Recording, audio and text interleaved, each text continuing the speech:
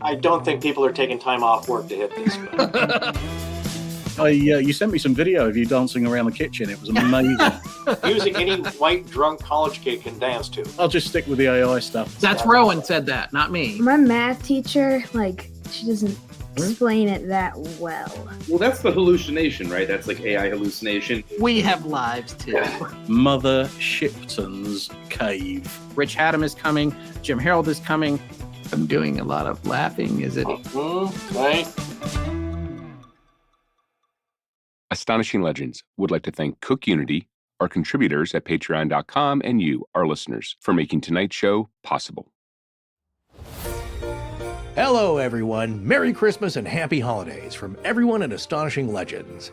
Tonight, we are thrilled to bring back the Astonishing Legends All-Star Holiday Special for the 4th year in a row. Yes, we are. We've got a great lineup this year with several returning powerhouse podcasters and a few new faces in the crowd. Yeah, well, we actually recorded this live a week or two ago and streamed it to our patrons when we did. And in fact, the uncensored, unedited video version of it is still available to watch at patreon.com/astonishinglegends. So if you are a patron, you can find it there. And if you're not, now is the time to sign up so you can access cool stuff like that and the astonishing junk drawer. Yes, and we're sort of combining our cold open and housekeeping for tonight, so we'll just get a few quick announcements out of the way. The first one being that this is our last new show of 2023.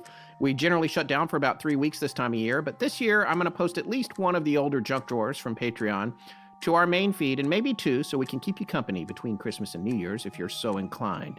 But there will not be any new junk drawers on Patreon until we come back from the holiday break with our first show of the new year on January 13th, 2024. 2024. Weird, wild stuff. Tempest Fugit. Or is that Tempest Fugit? Oh, that's Fugit. It's not Fugit. That's the way. Folks, we have an amazing show tonight, and the reason it's amazing is because of our wonderful friends and paranormal podcasting compatriots. So we'd like to take a minute right now to thank them so much for making the time to join us and make this special possible. Firstly, we're welcoming back our returning guests in alphabetical order: Paul Gledhill, Micah Hanks, Jim Harold, Richard Haddam, and Allison Jordan. And introducing the hosts of the new Astonishing Legends Network podcast, Scared All the Time, Ed Vicola and Chris Kulari. Some of you will know Ed as the mechanic and our behind-the-scenes technical director on StreamYard for the junk drawers we do on Patreon. Yes, and stay tuned at the end of the show for a special after-party toast with Miranda from the Midnight Library, the guys from Scared All the Time, and our right-hand woman, Tess Feivel. Okay, let's kick this off.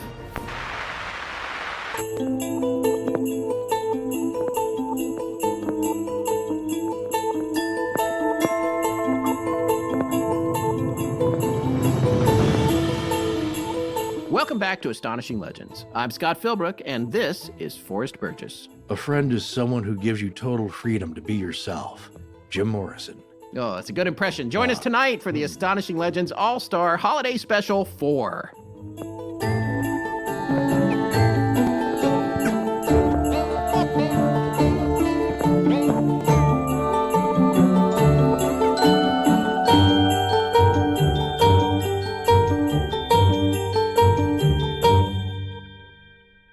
Hey everybody, welcome to the Astonishing Legends All-Star Holiday Special number 4. Thank you for joining us tonight. So happy holidays, and everybody knows this guy over here. Forrest, say hello. Hello, Forrest. Yes, hello, Scott. Good to see you again. Once again, what we were determined to make into a tradition, and we've just forced it on everybody. So we hope you enjoy it. We're excited to be doing this. We have a really great group of people with us tonight. In no specific order, I'm going to start welcoming people here just for the sake of welcoming them. Richard Haddam, he's one of our most highest number of returning guests and also the drinkingest one. Rich, thank you. Don't forget to unmute your mic. Did you say I'm your highest guest? Yeah, that's what I said. So far. So far. I've been to these parties you guys throw. They're crazy. Anything can happen. You're the George Gobel or Tiny Tim of the talk show recurring circuit. So one of those. We'd love to have you on. Yes, thank you for joining us. I would also like to welcome back, this is her second time on the show. It's going to be Allison Jornlin. Allison, welcome back everybody. For the holiday special. Great to see you. Happy holidays. Hey, Allison. Happy holidays. So good to see you. Can we make you a drink? Yes. Absolutely. absolutely. Non-alcoholic though. Okay, After let me go last whip year, up a After last year. Diet Cherry Coke. Coming right up. All right, folks. I'd also like to welcome Mr. Micah Hanks to the show. And also Jim Harold. I wanted to bring them out at pretty close to the same time just to avoid any Look, I brought a friend with me. Yeah. One of my very favorite people and best friends, in fact, and the only guy that I would admit sounds better than I do on the microphone. Jim. I don't think so. Yeah. Merry Christmas, buddy. Good to be here. Honored to always be invited. I look forward to this each and every year. Indeed, likewise. We are so glad to have both of you guys back. I would like to welcome returning again, Mr. Gledders from the UK, where it's like 3 a.m. Thank you for joining us, Gled. We appreciate it. Season's greetings. Thank you very much. Welcome back. And then I would also like to welcome the mechanic, Ed, who has been our technical director. A lot of you guys will recognize him. And the co-host of his new show, Scared All the Time, Chris Kulari. Chris, welcome. Hey, guys. Thanks for having me. Yeah, thanks for coming. So now we got everybody here. The first thing I want to say is happy holidays. And I forgot to say this before we started. Any of you that are recording locally, if you haven't started already, please start recording. So so Sarah has a backup. And if you're not, don't worry about it, Rich. I know you don't know how to do that. Thank you. Apparently I'm being put at the podcast kids table.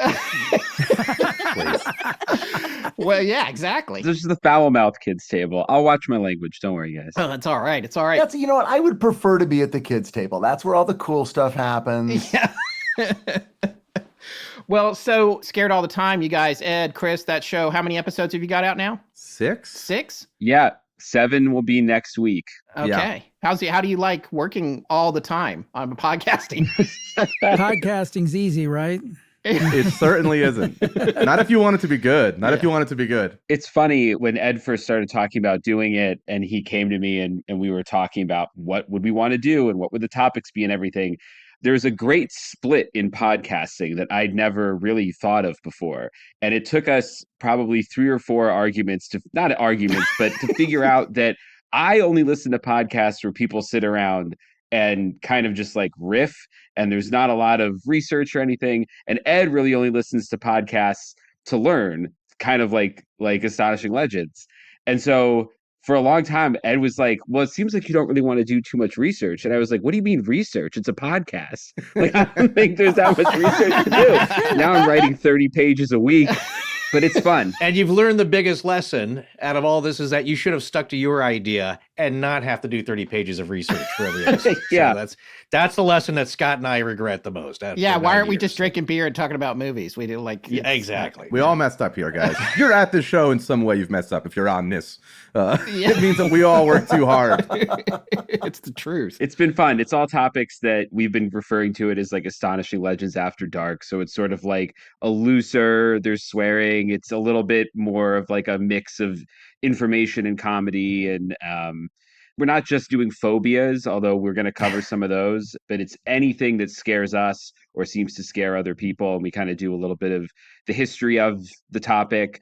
And then Ed invented something called the fear tier. At the end of each episode, we rank these things on a scale of how much they frighten us and how afraid we are of something bad happening if we encounter them. So what is your benchmark for fear? Why don't you go ahead with that one? I don't think that's okay for the Christmas show. Oh, it's okay. I think we all need to hear it. I'm make intrigued. it holiday themed. Spooky ghost stories. Come on. Yeah, No. put the kids away. Now, the scale is, and this is embarrassing, I'm turning red. The scale is from 1 being the least scary to hot being the most scary, and it is, I'm so mad at Rich right now, and it is because I read a story of a woman in LA who a homeless person threw a bucket of hot on her, and to this day I think about it like once a week. So to me that's like top level, like that's my worst fear currently at the moment. But that's real human. That's a human fear. You guys, I mean, if you're going to say, oh, I'm afraid of ghosts, come on. I personally have a problem with the fact that it was described as hot. Like, to me, that was why it sticks around. But literally, yes, that is what we do. And we have a lot of freedom. Our podcast overlords that are Scott and Forrest, who put us on the Astonishing Legends network, they pretty much just let us do what we want, which is nice. those of us who've had brushes with Los Angeles and the things that go on there have learned how annoying notes can be. So my whole thing is like, screw the notes. Let's just do it and see if people like it. Scott, what do I call the episodes I send you? Yeah, he says, I'm always like, Ed, just before you hit publish, I just would like to hear it before you hit publish. And he calls it a courtesy cut. He's like, this is going up in an hour or two. I don't have time to change anything. So he sends me the courtesy cut. So That's a courtesy listen. But yeah, no, it's nice to be here. Thanks everyone for including us this year. I really enjoyed the last episode, particularly about the cosmonaut who was tapping SOS as he faded out into infinity of space. Yeah, that was a fun one. It's one of the scariest things. I was like, the episode is about dying in space, and that was the incident that inspired it, was the story of the Russian cosmonauts that were recorded trying to contact Earth as they just apparently floated out into nowhere. So the people dying in space, is this your holiday episode? And now for a cheery thought for the holiday season. We haven't thought of a holiday episode yet, although every year where I'm from, Christmas tree fires are a big thing. So maybe we'll do something about that's good. Like shoddy electricity. Oh, that's good. Yeah. Maybe a whole family dying would be ideal. Yeah. I think if we can find one. Oh my God. Yeah, some sort this of is already turned a corner. A family elimination Ideally involving crime. small children and pets. Well, every year people ask us to cover the solder children, and I'm like, I can't. That story is too dark. I can't do it.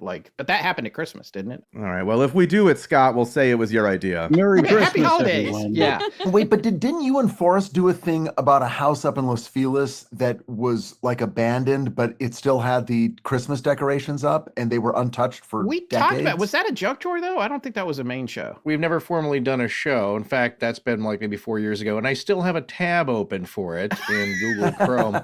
What intrigued me about the story, of course, people are bludgeoned all the time here in LA. That's a new podcast, also bludgeoned all the time. Scared all the time, bludgeoned all the time. Hot Bucket of Leavings is the other spin-off title for them. But the idea that intrigued me because of this fact was that there is a house in Los Feliz in this neighborhood area, and this did happen just before Christmas, where a prominent doctor seemed to have succumbed to pressure and other, let's say, existential, external, perhaps spiritual forces, and ended up trying to murder his family and himself. And being around Christmas time, Very normal. normal. After, of course, this happened, the eldest daughter, she was able to escape. She got hit on the head. She ran to a neighbor's house, so she survived. And he didn't go after her. This is her own father, but he did ingest some poison. And of course, you got to leave the Bible open to a very telling passage. As one does. Well, yeah, just you got to keep Right, people come guessing on. afterwards. Just you don't want it a clean exit. So they all passed away. She, of course, went off to live with other relatives. And that house was essentially sealed up. Yeah, I mean, of course, it was investigated, but they just kind of closed it up. And as this was all unfolding, and now who owns the house and where does it go to? Who's going to buy it? There was a stack of Christmas presents that were on the table for maybe 40, 50 years. That was part of it, and that they never touched them. Well, here's what Ed would do is go through them, of course, and just anything unboxed, start to put it on eBay with his comic book collection of still in the package kind of things, which is kind of morbid, but Rich would know this. The owner of Rockaway Records, I believe, there was an older couple. They ended up buying the house eventually, I think sometimes in the 80s or 90s. Rockaway Record was a very famous East Side used record store, very cool place. It was either them where they bought it, and basically the other weird thing is that the weirdness didn't stop. They bought the house, kept it for about another 20 years, and never did anything with it. It was the very basic thing to like keep the weeds down, and then they gave it to their son, and he inherited the house and had it for another 10 years, and he never did anything with it. But now it's been redone, right? There's somebody living in it now, right? I believe it's been purchased. It's been on the market. I mean, they never gave it up, and they never wanted to sell it. They also never wanted to do anything with it. People have broken in and tried to do their own ghost, legend tripping and ghost investigations, and it's very haunted, of course. And then there was a great story in the LA Weekly. Somebody had snuck in. The very first thing that happened to them was that they got bit by a black widow spider. And then there was a cascading series of just weird events that happen to them. So yes, so it's a Wow. very haunted place, a very cool house. There is a dance floor or like a ballroom on the 3rd level. It's quite an unusual house and a bit of local lore here. So anyway, that's the story. And yes, happened around Christmas. But to me, eventually those presents went somewhere. It's like, can you imagine getting a present from like the 50s with the Christmas wrapping unopened? I just want to know what they were. Dusk, What were those A Bloodsport. presents? hula hoop. Perhaps a hula hoop. Perhaps. Right. So before Yeah. we go any further, just quickly, I know everybody's met Ed and Chris. Let's just, for people that haven't heard or seen us before, let's go through. I'm going to go Brady Bunch style here. Micah, why don't you tell our listeners a little bit about your background, what you're up to these days, and where they can find you online if they're interested. Certainly, yeah. I'm pretty easy to find online right here at thedebrief.org and also Micah Hanks. Just look for Micah Hanks online. I'm on X or whatever they call that these days. Used to be Twitter, folks, back in my day. Yes, but MicahHanks.com also is the website where you can keep up with me and all of my fun things and see the cave photograph that Yes. has been an item of discussion recently. That undisclosed cave. Actually, that cave, it is undisclosed. Some have probably seen that cave in a film series called Hellier. Yes. But yes, what I'm probably best known for these days is writing and reporting on science technology.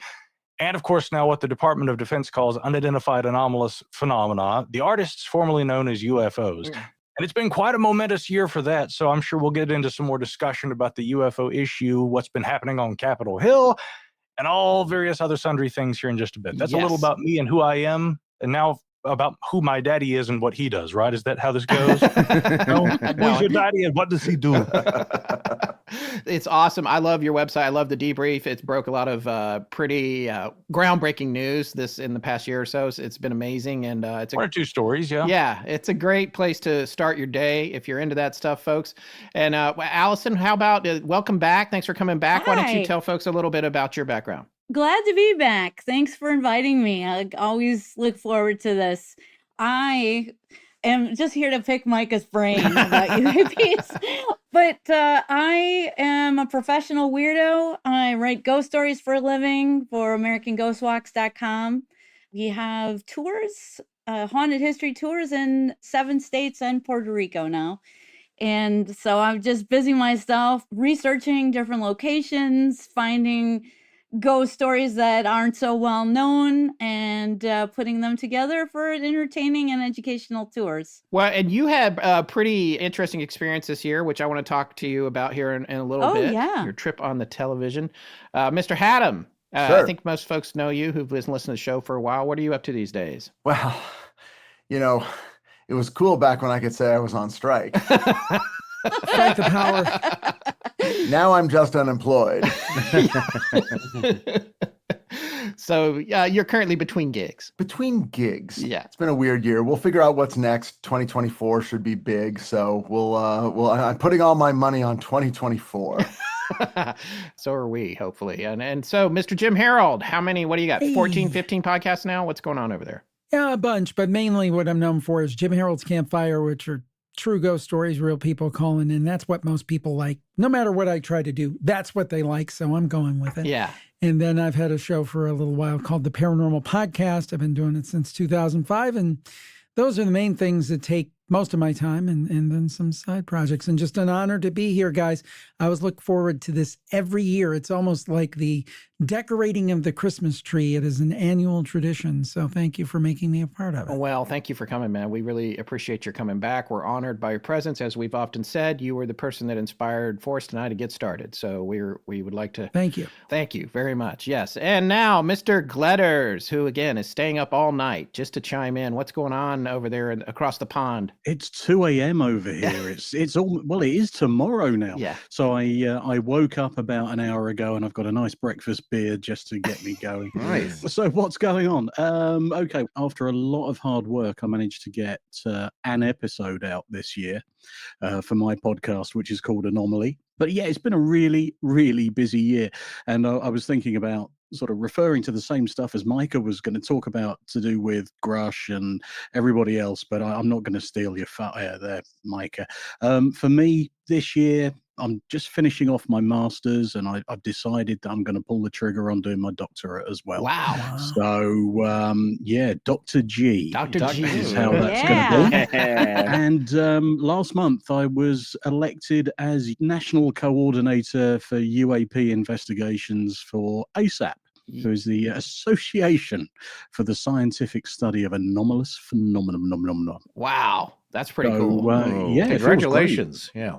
How long has ASAP been around? ASAP has been around, I'm going to say, since the 1700s. No, I think it's only about 1981 or something. But it is a learned society, and I really like the sound of that. Is that an investigation into? Yeah, we do investigations. We do academic work. I've done none of that yet because I'm just new in post, but it feels amazing. So about the master's and the doctorate, what fields are those going to be in? Psychotherapy. Psychotherapy. All right. So I'm going to be focusing on the mental health of veterans and blue light responders. Oh, cool. PTSD and things like that. Awesome. That's really cool. What about the rest of us? Do you have like Tuesday afternoons? No, open? you can go to hell, Rich. This group, I think, we could keep you busy. I don't know for sure, but I think you might be right.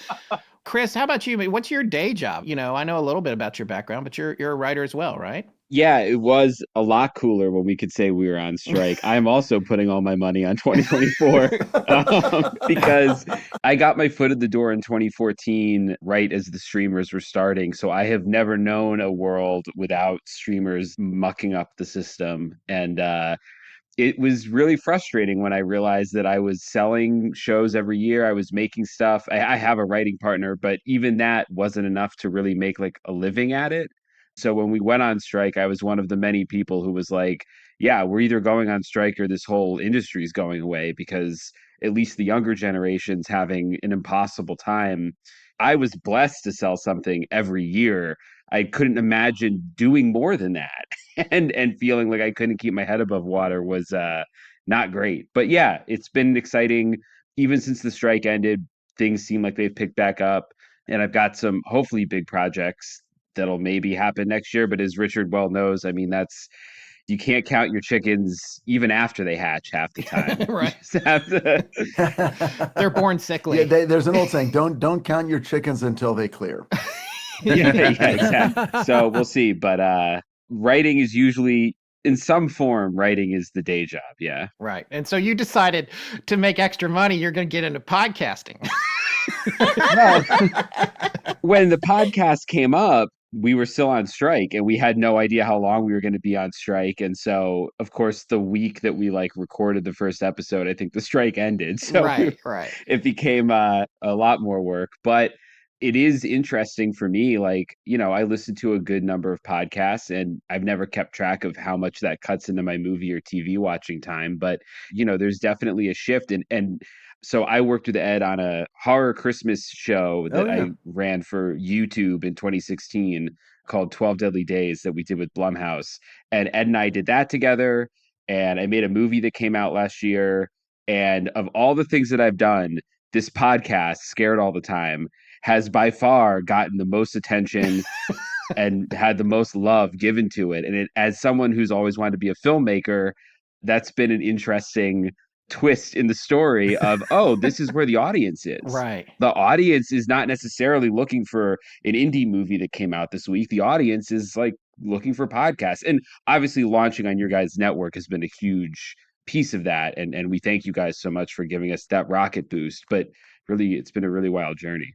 Here's the thing. People, the geniuses, running everything, think that it's a zero-sum game of, well, if you're listening to a podcast, you're not watching TV, and we're all fighting for a seat at the table. And it's an infinite table. The people who are consuming everything. They're consuming movies and TV shows and podcasts and music and everything. And they're consuming audio podcasts sometimes at a time that would not be convenient to watch video.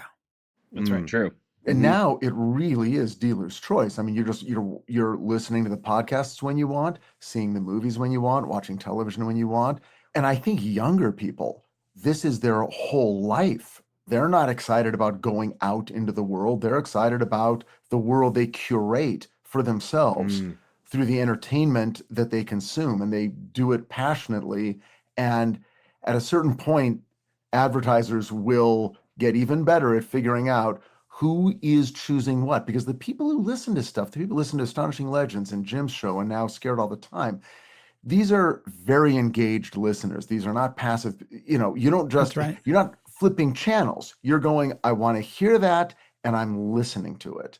I'm always so hopeful because as depressing as things are, the product is still desired. Yeah. Everyone around the world wants, in terms of TV, they want 1 hour storytelling and half-hour comedies. They want that more than anything, and they want 100 of them. They don't want 8. They want 100 or 200. And podcasts, they don't want 1 episode. They want 500 episodes. And, Oh, and no. they all have time to consume them. Unlucky. It's true.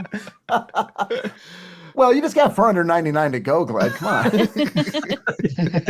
I've got 2600 if anybody wants them. There you go. Take I 'em. mean, yeah, you either start in 2005 like Jim, or as every podcaster here and producer of media will tell you, it's very difficult to start one, even harder to keep it going. And so my hats, Scott and I, our hats off to everyone here who's at least done something and kept going, no matter if that's writing or just creating. It's very rewarding, but very challenging, and it's hard to do when you could just do other stuff to pay the rent. You're also taking a risk, but the rewards are great, and especially when people tell you that they very much enjoyed what you create. So hopefully that'll keep Chris and Ed going for many, many years until we need them to work on our stuff. And then, of course, they have to drop. I don't think drop I their have thing. any other ways to pay the rent anymore. I think what I used to do is done. Scott, You've burnt Scott burned all weirdo. his ships and his bridges.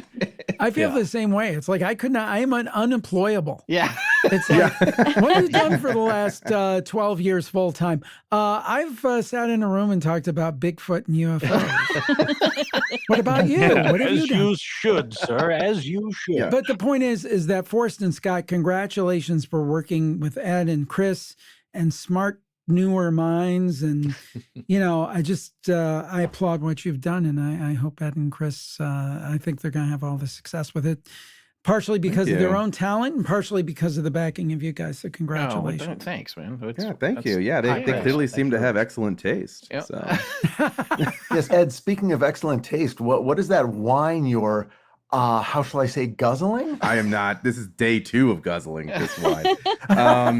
It is a Trader Joe's exclusive. Oh. So $2 Chuck. it is a Côte de Rhône. Oh. There you go. Rhône? Toblerone? It's a Toblerone. They've just blended Toblerones and grapes, slammed them into a bottle, deemed it a wine. No, it's a Laurent de Blanc Côte de Rhône, and then a bunch of French. But it's delicious. But I brought a second bottle to the office with me. So I anticipate, because this already opened last night, guys. I'll finish this and then I'll start the second. Well, it survived the it's gonna night be a at long least. show. So that's Yeah, it survived the night. Ed, do people know your background as a writer as well? I mean, most people know me as the mechanic, but I'm also a writer. Yes. I've written for live action and animation. Yeah. I've written on live action like The Last Man on Earth. I was there for a long time. I've written on animation like Rick and Morty and the show Bless the Hearts and Clone High. And then variety stuff like the movie awards and crap like that. So, yeah, I mean, I also loved having the strike as an excuse, but also love having the podcast now to bury me in work, like truly bury me in work. Yeah, and I'm developing a show with someone else from the DC universe that Rich may or may not know, but from the, not HBO, the Berlanti-verse, whatever. But it is, so I'm staying busy with, a bunch of projects, and the podcast is overwhelmingly... It keeps me so busy. I could not believe the level of work. Producing good, what I think to be at a level that I'm happy with, podcasting is, my hat is off to all of you guys who have been doing this.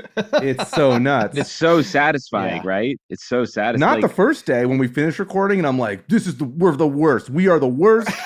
But isn't it nice at the end of the day, you don't have somebody with, like Scott was talking about before, with notes? Yeah. I mean, you have the control. Isn't that kind of nice? Well, the nice thing is, I do give them no opportunity to give notes. I'm like I said, We've I'm only like, got 30 here's your thing. minutes to put this up. It's releasing in 10 minutes. Yeah. Best of luck.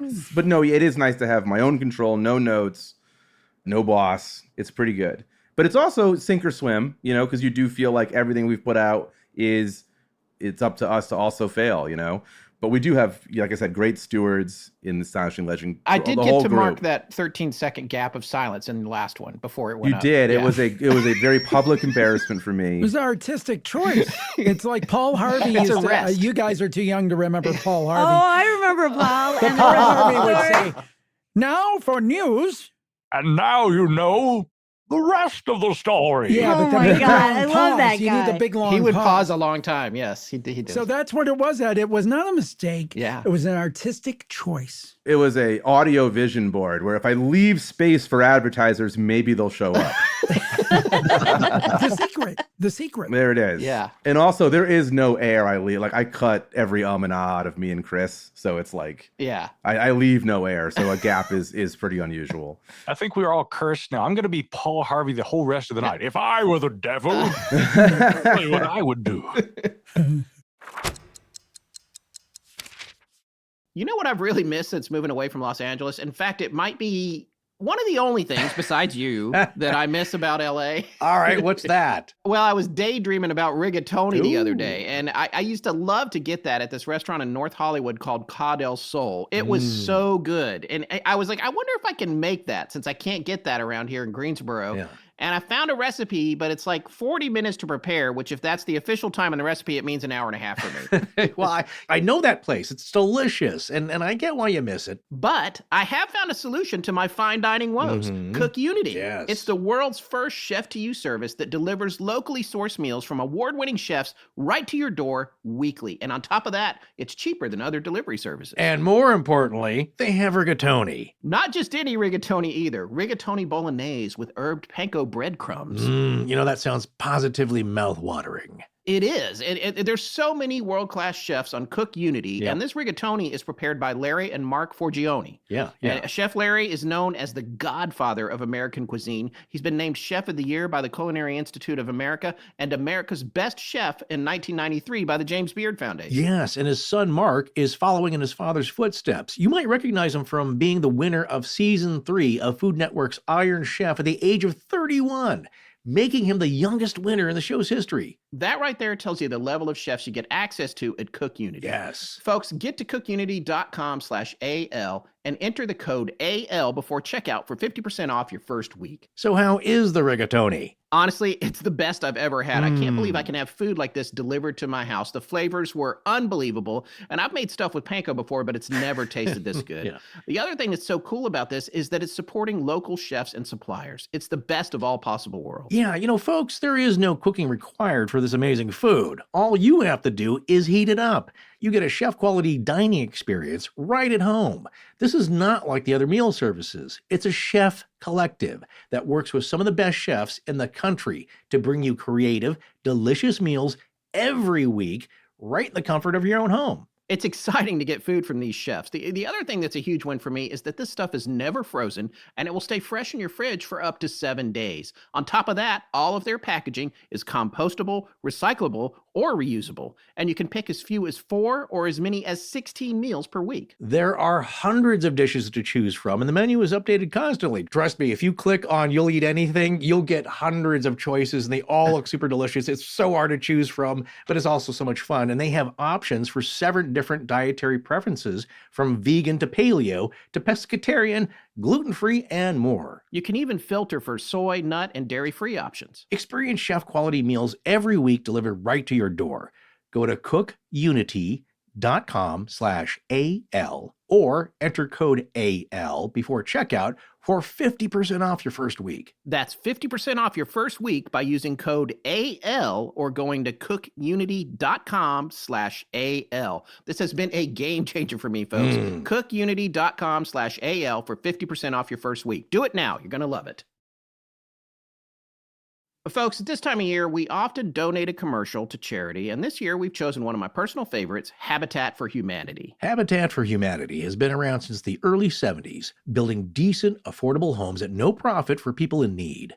New homeowners' house payments are combined with no-interest loans provided by supporters and is combined with fundraising to build more homes. Habitat for Humanity is now in all 50 states and 70 countries and has helped over 46 million people achieve strength, stability, and independence through safe, decent, and affordable shelter. They're a 4-star charity on charitynavigator.org with a score of 97% there, which means you can give with confidence that your donation will be used to actually help people. They're also a Better Business Bureau accredited charity. At Habitat, they like to say, give a hand up, not a handout. And right now, they're doing a 2023 year-end challenge, which is inspired by a $3 million gift from Lowe's. If you give before December 31st, your donation will double in impact. They're setting a goal to turn that $3 million into $6 million. They have options for monthly gifts or single gifts, and they are a 501c3 nonprofit organization, meaning your gift is tax deductible as allowed by law. Astonishing Legends has donated $500 this year, and we're asking you if you can swing it to make a donation before December 31st, too. You can donate online by going to habitat.org and clicking on the 2023 year-end challenge, or simply give them a call at 1-800-HABITAT. That's 1-800-422-2828. Help people in need get affordable quality housing. Visit habitat.org and click on the 2023 year-end challenge or call 1-800-HABITAT. That's 1-800-422-2828. And folks, if you're hearing this after the end of the year, you can still make a donation anytime. Hi, I'm Maxie, and you're listening to Astonishing Legends with Scott Philbrook and Forrest Burgess. Now, back to the show.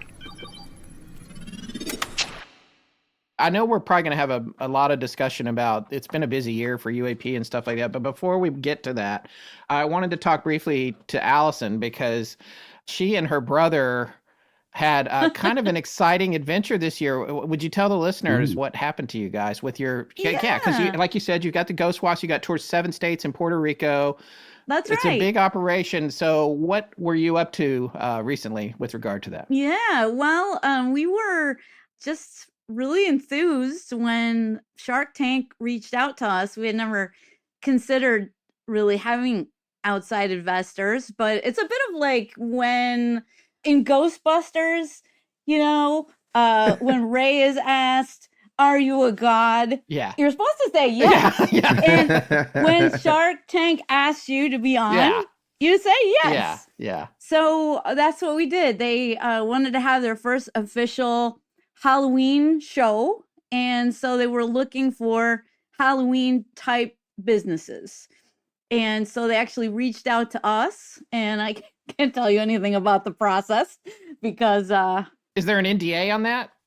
It's yes. Really, you can't. So now that yes. even though it's over and it's aired, you can't talk about what it's like, what the process is like.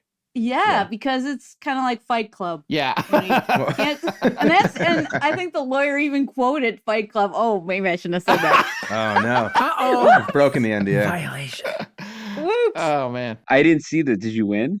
Well, She can't no, tell you. But I can tell people now that it has aired. It aired on the 27th of October, which is a little late for us in the season, although we do have year-round destinations too. Yeah, we're happy for any bump that we get. So really winning was airing. Yeah. And what's interesting to me is how people have this idea of these rich and famous people. And, you know, if you get a deal, like you've made it.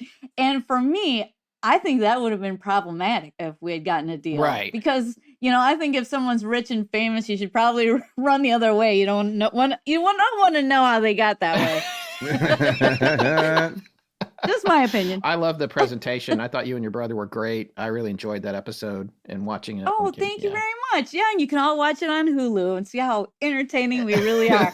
I haven't actually watched it yet, though. Yeah. So it's kind of awkward to watch yourself. Yeah, on I mean, television. I wouldn't listen to our own show if I didn't have to make sure it didn't have 15-second silence gaps in it. So Unbelievable. That's weird, Allison. I actually only listen to podcasts where I am the guest. That tracks, Rich. That tracks. Yeah. Did you feel that the sharks are a little nicer in person than they're made out to be on TV? Actually, no. In the case of actually no. In the case of Kevin O'Leary, I was really surprised. He was really listening. Oh. I felt like the other ones were just yawning because we were on after lunch. So I was like, oh. So they're all like in their carb comas and Yeah, the carb comas, like Mark Cuban is like, and I'm like, come on, dude. When they used to do Match Game back in the 70s, they said that they would all have like a liquid lunch, so they would all come back a little bit tipsy. So, but maybe that's like a bygone era, you know.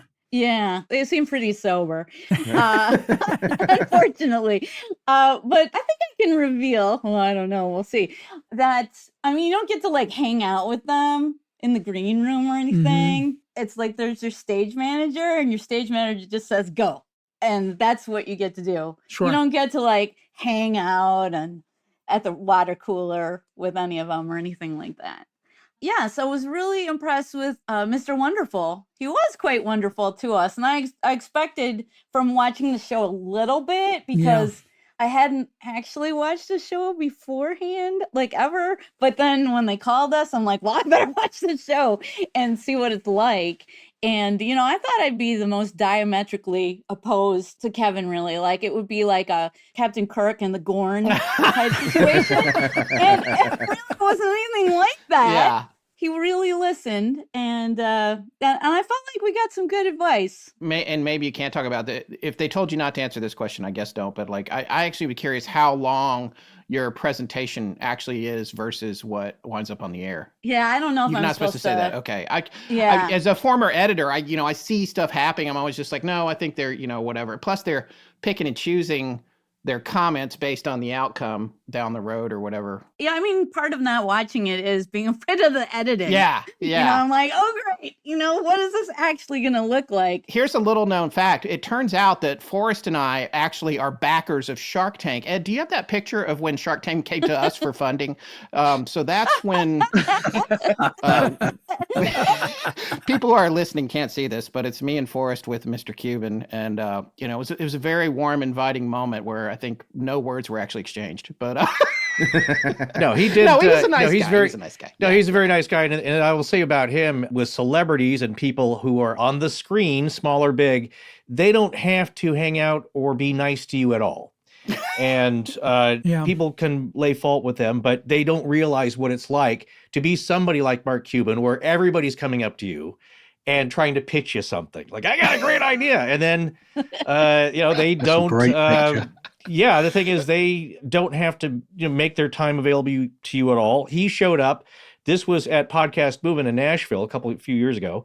And he went around to everybody in the room and he introduced himself and he shook our hands, although it was a COVID hot box at that time. But he was very nice. That was kind of shocking because Delta was like prominent at that point, and we were in this tiny like VIP room at the back of a restaurant in Nashville because he was backing another platform, one of those live audio platforms. Fireside. Fireside. And we were loosely associated with that at the time, and but we were all in this tiny room with him and like 60 other people, but he was, like I said, he doesn't have to do that, and he made it a point to take pictures with everybody that wanted one and shook our hands and got to know our names. And I have friends who have been in a situation like that where they were supposed to interact with a celebrity, and it's like, all right, gather around, and they get a picture, like, okay, that's great, and then they turned, literally just walked away and not said another word to the person. One of my favorite stories, and I won't say who this guy was, but my wife was in the Groundlings way back in the day, and this guy had a movie come out that didn't go very far, and you wouldn't remember him or know his name, but he was on The Tonight Show with Leno. And as it went to commercial, Leno obviously just did not care. It was a forced plug, having him on everything. It went to commercial, and Leno leaned into this guy that we know. And as it was going to commercial, he just went, blah, blah, blah, blah, blah, blah. It wasn't real words at all. And then as soon as it cut, he just turned around. Oh, gosh. Just like, okay. We found out later Jay Leno was having a stroke. Yeah, exactly. Oh, man, I've seen him at a few car shows. Let him die anyway. Oh, man, I saw him at a few car shows in LA. Just always that denim outfit. It's like, no, thank you. I also have a good Jay Leno story. I mean, for the strikers and us. Remember Jay Leno came out in like day one with a box of donuts, and it was like this huge deal. And then Drew Carey bought everyone's food for the next like year. Yeah, and it was like, a little too little for a guy from Cleveland. Yeah. From Cleveland. Yeah.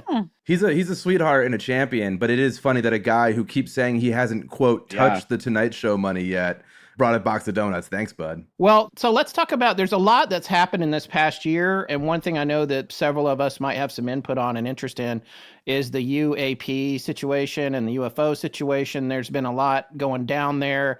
I haven't been able to keep up with it anymore. I used to be able to stay on top of this, but there's so many headlines and things coming out every day. Dave Grush seems to be on some insane publicity tour. Like, I can't even watch all the media he's creating.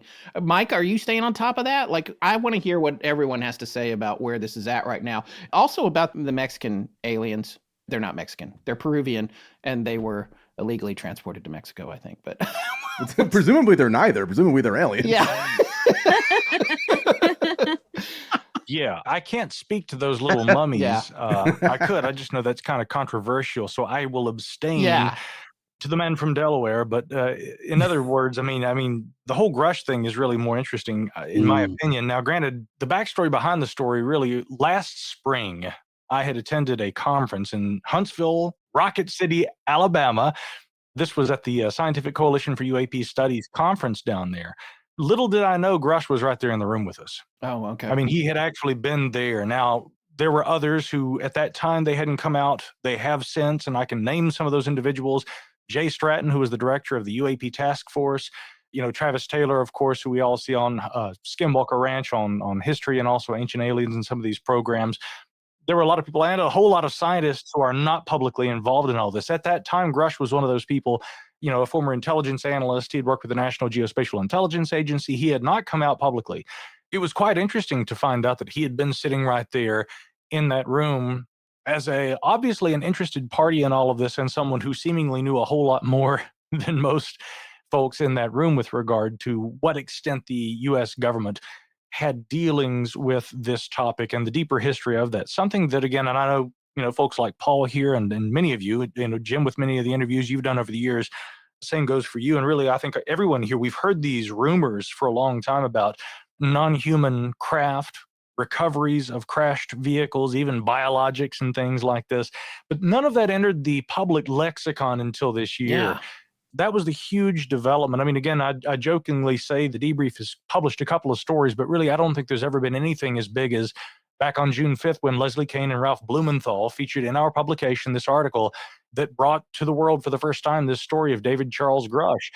With regard to his current media tour, even having gone through that vetting process, keep in mind, I'm the editor-in-chief, so I'm responsible for overseeing all aspects of that before it actually goes to print, you know, so to speak, digitally on Monday morning at 8 a.m. And we drop that story and try to keep the traffic going on the servers and everything while we're being inundated. Seeing Grush more recently doing some of these additional interviews, especially the recent one with Joe Rogan, has provided additional context for a lot of these claims that in the original debrief article, also in the interview he did with Ross Coulthart for News Nation, excellent long-form interview. But now that we're seeing this kind of unscripted, off-the-cuff, here's how I did this, here's how I went about this, here's what some of these officials said, here's what I can say, what I can't say, but really, in sum total, yeah, there's been stuff about this, basically everything we've all heard rumors about for 70 years or more, and this has been illegally withheld from Congress and, of course, withheld from the American people. My brother Caleb and I were talking about this earlier tonight. If you'd asked me about this so little as maybe a year or two ago, to what extent do you really think the government has been withholding this kind of information from the American public and the world?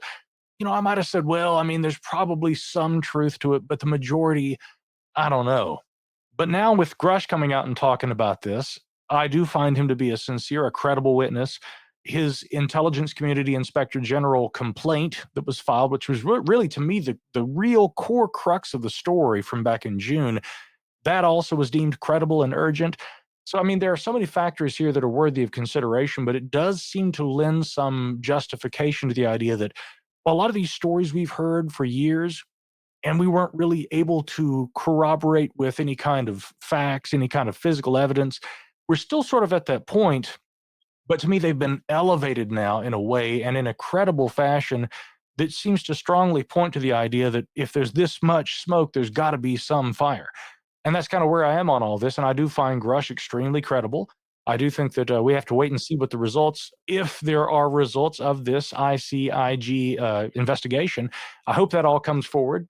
But again, I mean, look at what some of the results of this have been. I mean, we've had congressional hearings. We've had legislation. Right now, there's literally a battle going on this moment on Capitol Hill about all of this. And it's yet to be seen how this is all going to shake out. But I mean, it's a very extraordinary time, not just for scientists, not just for lawmakers. This is an extraordinary time for humankind, because if what Grush has said is true, and if indeed there is evidence of non-human technology here on planet Earth, and those non-human intelligences have brought it here and perhaps are operating here on this planet, I mean, this is going to be the biggest story in humankind. Yeah, in history. May I bring up a point? Yeah. The fact that you have people like Mike Rogers and Mike Turner in Congress trying to block this amendment, the Schumer amendment.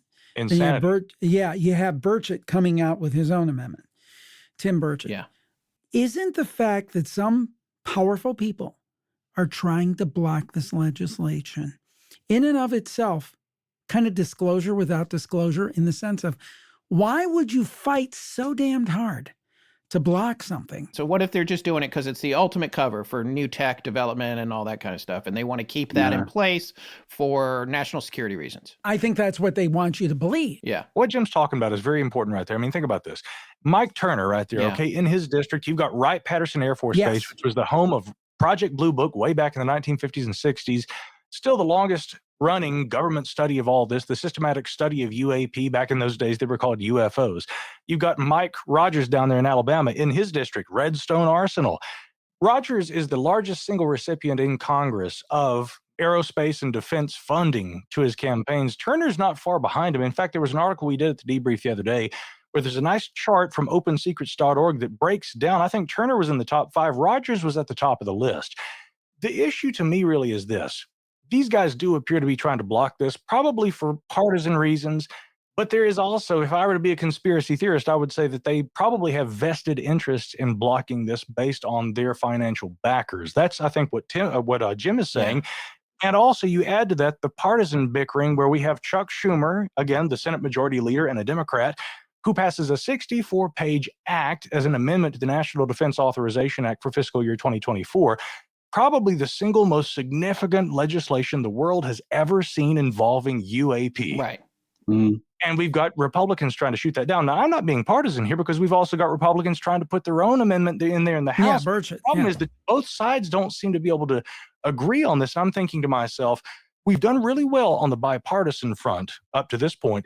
Are we really going to recognize this moment, as pivotal as it is, as the one where we're going to start fighting, bickering, and we're going to lose everything because we couldn't agree on something? Yeah. I believe, and I totally lifted this from UFO Twitter, so credit to them. But I saw a phrase I totally agree with. There are people in Washington that want Blue Book 3.0. Right. That's what they want. They want, oh, we're looking into this. We're looking into this. Nothing to see here. They want to just do the same thing that was done in the 40s and the 50s and the 60s. And they just want to recreate it again, just like they've done with the JFK assassination records. Right. They keep, well, we can't release this. We can't release that because it will somehow reveal our methods and sources from 1963. I don't think so. Yeah. You're hiding something. Same with this. They want to create Blue Book 3.0. And I agree with Micah. There are powerful aerospace companies and so forth that contributed to these senators. And they're just heeding their masters. That's what I think is going on. And I remain somewhat pessimistic about disclosure.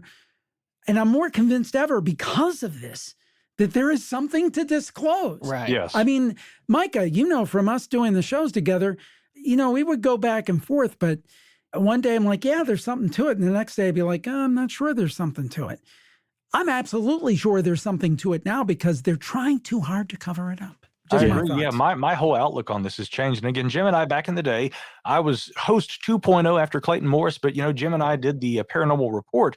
Every week we would try and find videos of UAP and I was actually calling them UAP way back then, but I mean, nowadays that's the very common nomenclature, but all other kinds of paranormal phenomena. And yes, Jim and I always tried to balance out belief versus skepticism and approach this in a balanced way.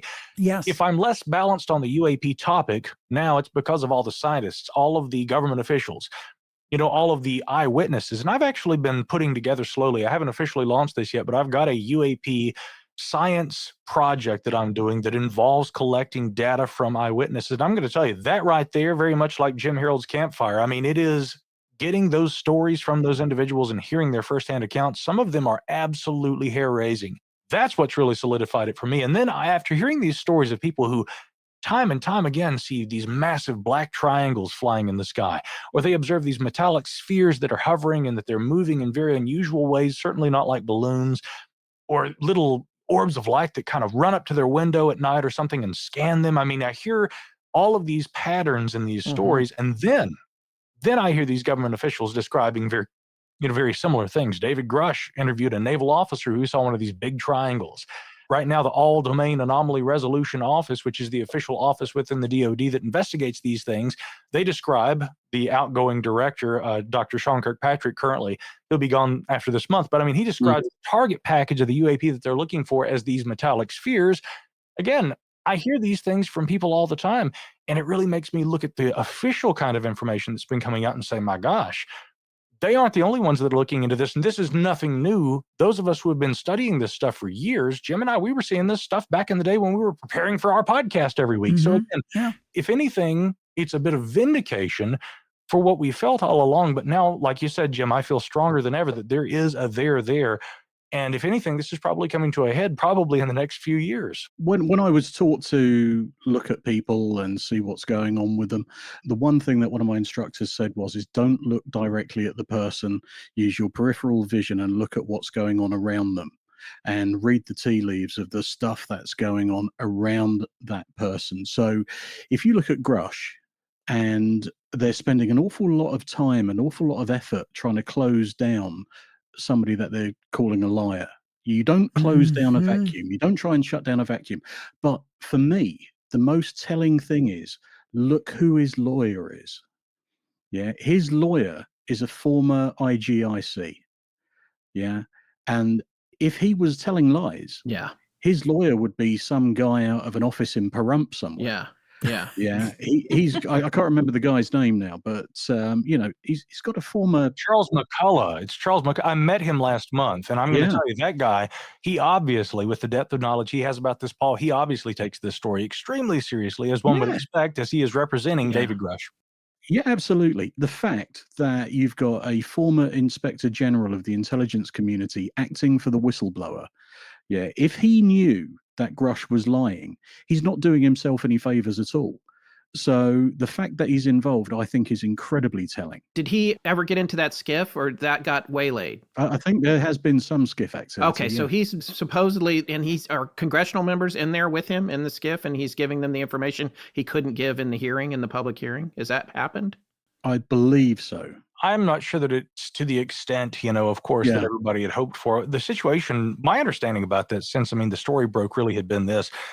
Grush, of course, after he left government and he officially files this complaint, it limits inherently the degree to which he is able to communicate with, for instance, members of Congress about classified information, for one simple reason, because after he leaves government, he's effectively read out of those programs. He's not allowed to discuss those kinds of issues. And there were congressional staffers who my team and I spoke with who even had said, the problem is that there's going to be a limitation to how much communication he can have directly with members of Congress. Now, that is not to say, of course, that he can't go and sit there and he can talk under oath, as he did back in July, along with Dave Fravor and with Ryan Graves when they spoke, before the committee. But you'll notice that he's very careful about what he says, and naturally also says that, in a classified setting, in a secure environment, I can talk about some of those things. So I still understand that there are some limitations, and that to the full extent that everybody wants to know, tell us all about, what you've learned, what you've supplied the intelligence community inspector general. I don't think that it's to the full extent yet that Congress, certain interested members of Congress, would want. I hope we'll get to that point.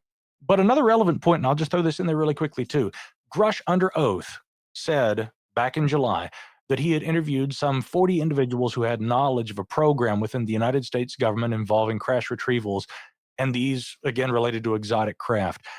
Although he's been fairly vague about it, not Grush, but Sean Kirkpatrick, the current director of the All-Domain Anomaly Resolution Office, Kirkpatrick has said that there have been at least 30 or so individuals, many of whom he believes are the same ones that Grush spoke with, who have now gone and they have spoken to Arrow. And there was that whistleblower provision in the National Defense Authorization Act that passed last year, which is for fiscal year 2023. That portion of the NDAA protects whistleblowers from any kind of reprisals if they come forward and talk about this, hence why they and also why Grush were able to come forward and talk about this in the first place. So although there are certain limitations in terms of what Grush and to what degree Grush has provided additional information, apart from the hundreds of pages of classified documents that he said that he offered to the ICIG, we have had some of the people that Grush spoke with who have also gone directly to Arrow and provided their testimony. So something I'm really interested in is, I believe by the end of the year, we're supposed to see phase 1 of this historical review that Arrow has carried out. And then by next June or July, maybe sometime mid next year, we're going to be seeing the second phase of that, which is a historical review that should incorporate some of that kind of information. Now, I don't know to what extent it's going to really give us a detailed view of any kind of government programs and the kinds of things that Grush has been talking about, because I suspect a lot of that would have to be classified. A lot of it would have to be extremely compartmentalized. A lot would have existed in special access programs. But it could be the case that we will hear some things. And so again, the most relevant point to me here is the fact that those people Grush said he spoke to, many of them have gone to Arrow and have provided information too. These people, are they all liars? Is this all a big psyop? Or are these people, like Grush seems to believe, telling an actual story and are speaking about something they have direct knowledge of, or at least that they know of and that they feel that they can corroborate? I think, again, that seems to be corroborated in itself by decades and decades of stories that we have heard from similar people, whistleblowers, civilian workers, and others who have said, yeah, there's been something going on that the American public's been kept in the dark about. I've been fascinated since, I mean, I've been a UFO freak since I was a kid, but I couldn't believe when the New York Times stories came out. I can't believe that we had Grush in front of Congress. Is like, if you told me that when I was a kid, I would have thought you were crazy. But so here's one of my many, many, many questions. Do you think that if the Schumer amendment goes down and or if the Burchett amendment goes down, do you think we'll see a Snowden-style leak of some of this information from somebody? Because it seems like if Snowden's leaking stuff about, you know, the surveillance abilities that our government has, someone's got to have access to this on a drive somewhere about UAP or something, right? Interestingly, Snowden said he never saw any kind of data about UAP. But then again, one might also say, but it depends a lot on where you go and look. If you know where to look, again, think about those 3 historical Navy videos that came out in 2017, one of which had already been out there in the wild for years. The other 2 which were new, but they weren't classified. They were actually characterized, I guess, as, you know, unofficial or rather for special use only, I think. Unclassified for special use only. Now, there was a investigation by the Air Force Office of Special Investigations to make sure that there wasn't a leak of any kind of sensitive information. And it was deemed that that had not occurred, and that those videos later were actually able to be released. And then they were officially re-released by the DoD in 2020, if you recall. So leaks do occur. I mean, Chris, one could hope that there will be more significant leaks. But right now, again, I can only speculate about that like anybody else. The problem, I think, and the real issue, and this coming back to what Jim was talking about, it ain't looking likely that the Schumer amendment is going to pass, or that some version in the House or the Senate that involves true, serious, honest, legitimate UAP disclosure. It doesn't look like that's going to make it into the NDAA this year. So, I mean, the onus may be on the academic community, on scientists, on former government officials, policymakers, and people who are willing to work in the civilian sector. And I just attended an event out at Stanford University, the Soul Foundation's inaugural event. That is exactly what everybody at that event is working toward, trying to lay the groundwork in the public sector to facilitate that eventuality. Because whether it's through a leak like you're asking about, or whether it's through legislation, eventually the truth, we hope, is going to come out. I hope so. I mean, I feel like we're so close. I feel like we're right there. But also, right there is my time to go. So thank Chris, you guys so much us. for having me. Thank you. Cheers. Happy holidays. Listen to Scared all the time. You were very disturbing. I loved it. Perfect. Wonderful. I'm going to listen. Love to hear it. All right. Happy holidays, guys. Right. Thanks so Thanks, much. Chris. I'll see y'all Take later. care, Chris. Bye.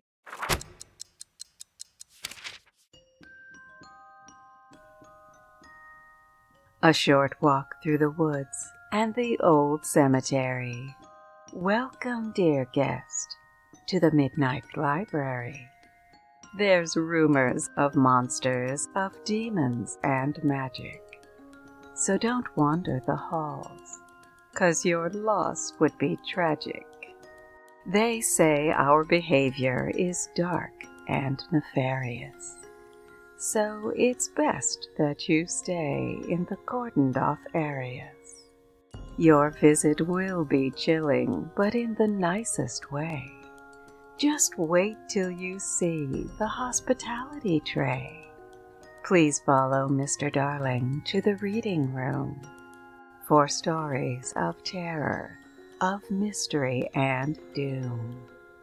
Ms. Merrick holds readings on things most be dreaded, from witch bottles to banshees and the freshly beheaded.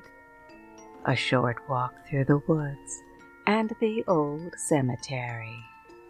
We bid you welcome to the Midnight Library.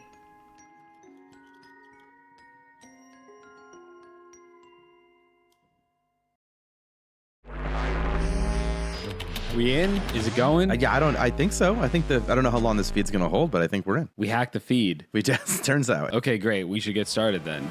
Scared All the Time. It's a podcast about things that scare us. Whoa, what are you doing? I'm making a trailer. They asked for a trailer. Like, got my trailer music, doing my trailer voice. No, yeah, that's false advertising. We're just a couple idiots talking about things that scare us. This kind of seems like overkill. Maybe you should go for something spookier, like something scary. Okay, fine.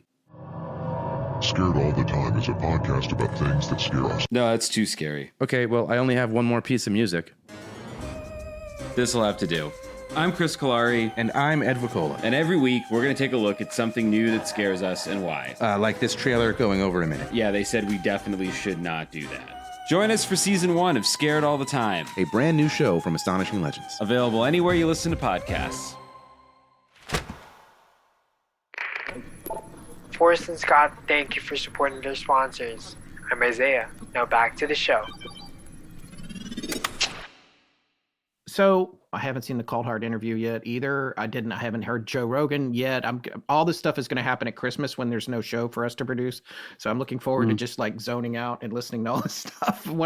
I'm curious though about some of the stuff that's been said, and this is getting into the speculative arena. So I know we're getting a little bit away from where you're at, Micah, but like I feel like I've been reading things here and there on, UFOB, on Twitter, as well as on Reddit, some about the nature of beings and like how the grays are not, that's a suit and there's something else inside of it, and that also it's a kind of drone or a biological drone that's been put into a suit and sent here to do work, and that the crafts. I think you're talking about Philip J. Corso talking about. Oh, it's Corso. He had been at least one individual. Yeah, Corso had said that these seem to be engineered biological organisms. And again, that was just what he said. And if that is true, we have no way of knowing. Right. And he had said on a couple of occasions during interviews on Art Bell's Coast to Coast AM, one where he was accompanied by John Alexander. Right. And he had said, yeah, these were engineered kind of organisms that were designed to be able to pilot these craft and withstand the rigors of space travel. I think that's what you're referring to. That is what, yeah. So the other idea that's sort of freaky about that is that whatever is sending that stuff here isn't here at all.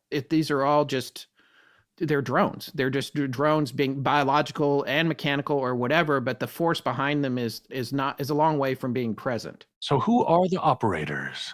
So if we're talking about wild theories, I interviewed a gentleman 2 or 3 times, and one thing I can say about him, he was very intelligent and he was very convinced of his theory. And he's passed away since, unfortunately, relatively recently in the last year or two. His name was Nigel Kerner. And he was convinced that, quote, the aliens, the Greys, or whoever they were some non-biological, or at least their overlords were non-biological. And they were somehow trying to tap into something that we had that they don't. And that is souls. Yeah, I've heard this as well. Now, again, that is kind of out there. But boy, if you would talk to Nigel, I mean, he would get vociferous about it. He was convinced of it. Now, I'm not saying he's right, but he felt that these were mechanical. And now we talk about, and I know, Scott, it's something you're really following very closely, AI. Yeah. Yeah. And he felt that they were after something that we had that they did not have, and that is souls. 21 grams. Wild theory, but that is one theory that's out there. Well, there's different levels, and I've said this on the show before, is that we're most comfortable or going to have to comfort ourselves in thinking about this in stages. And the one part is that it's mechanical, nuts and bolts. Okay, so we can agree that there are things flying around that we don't know what they are, and that's readily admitted. But they're machines.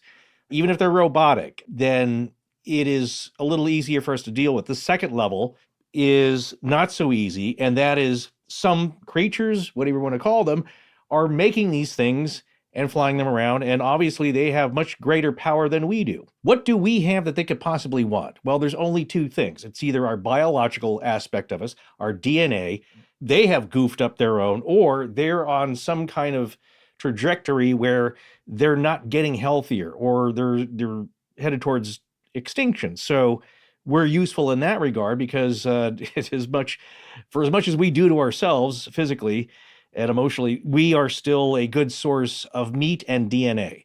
I'm gonna put that in my online dating profile. To serve man. I To heard serve that man. one. It's it's all the hybrid thing, and it's so many abductees. It's like they have the same story, and that might be some collective psychological thing. Who knows? I think that's what Dr. John Mack was trying to look into. What's going on here? Why is it so matching everything? The end game of this comes down to what we have to offer, and that is consciousness. And then you can get into the Mandela effect rabbit hole, but Absolutely. Yeah, absolutely. Yeah, I want to interject here, and it's just amazing how easy it is to get into the weeds. And like Forrest's idea of stages. I think we're in stage 1, and it's exciting. I am so excited about all the hearings, and I'm behind because of October as well. So I'm excited to hear that all these shows are available that I can watch during the holiday season.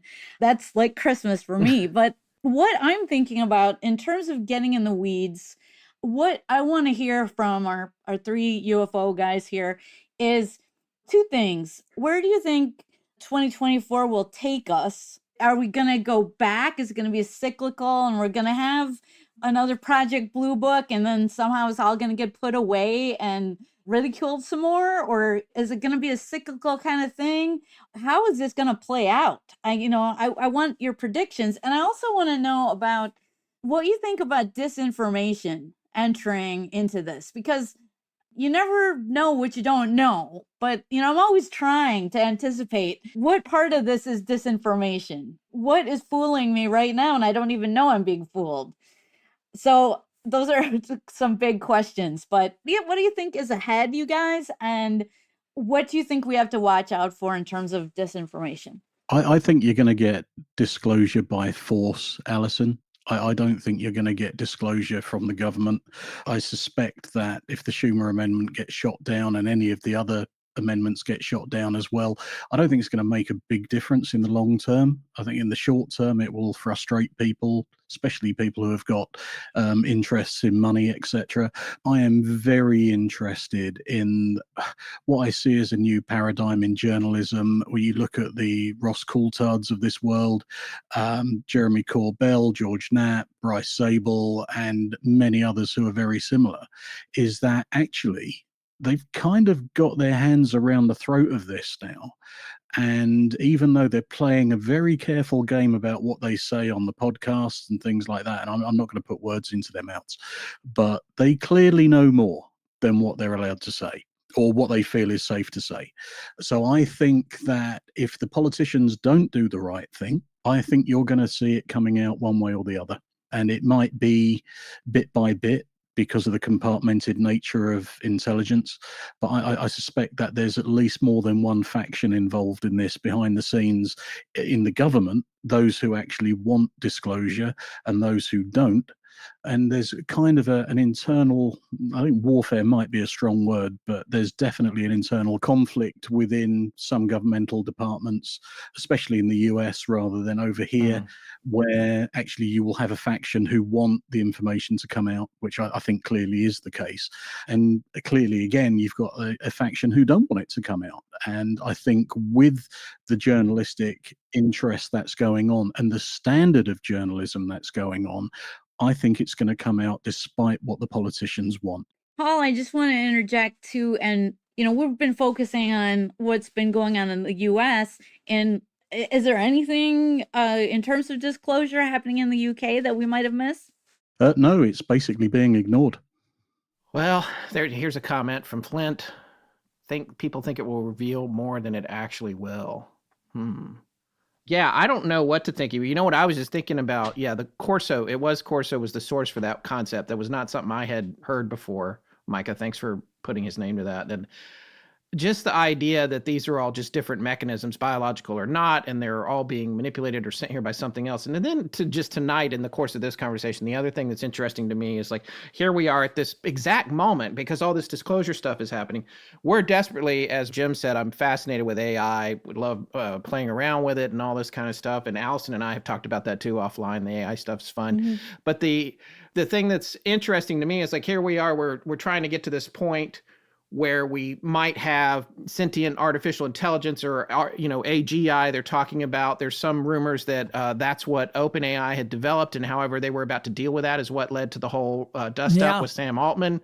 That was my theory. Yeah, going away and coming back. And now, of course, that's also a great press release if you're an investor. So, like, who knows where all that is? But wasn't it funny that we're sitting here trying to get the computers to act like people? Then maybe these things that are coming down here started out as computers, and they're trying to get to souls.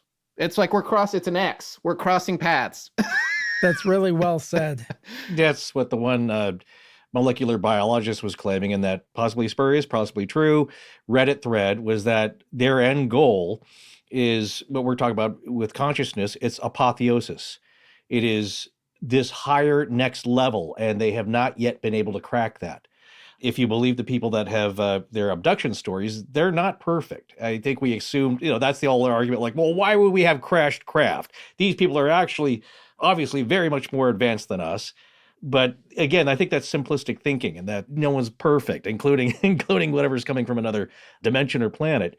But what the end goal is something not mechanical, perhaps a hybrid of, again, being aided by technology. But it is the one thing that's universal, and that is perhaps, I think, consciousness.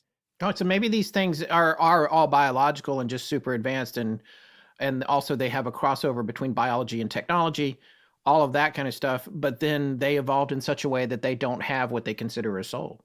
Like, it just didn't happen on their biological timeline. So now they're here, and I'm like, how come these guys have this and we don't? But that's what you say about, I've heard, again, it crosses all genres, which I find utterly fascinating, in that this is what mediums, psychic mediums have talked about. What do spirits on the other side see of us in our world? Why do they care about us? Why are they so interested? Why do they scare us and show up at the foot of our beds dressed in fedoras and do all these kind of freaky things that they plan to do? And aside from the fear and this and that, is that it's one of my favorite things. And I think I heard it. It's either on Jim Harold's Paranormal Podcast, or it was Coast to Coast. Equally, I think, in my opinion, two great shows.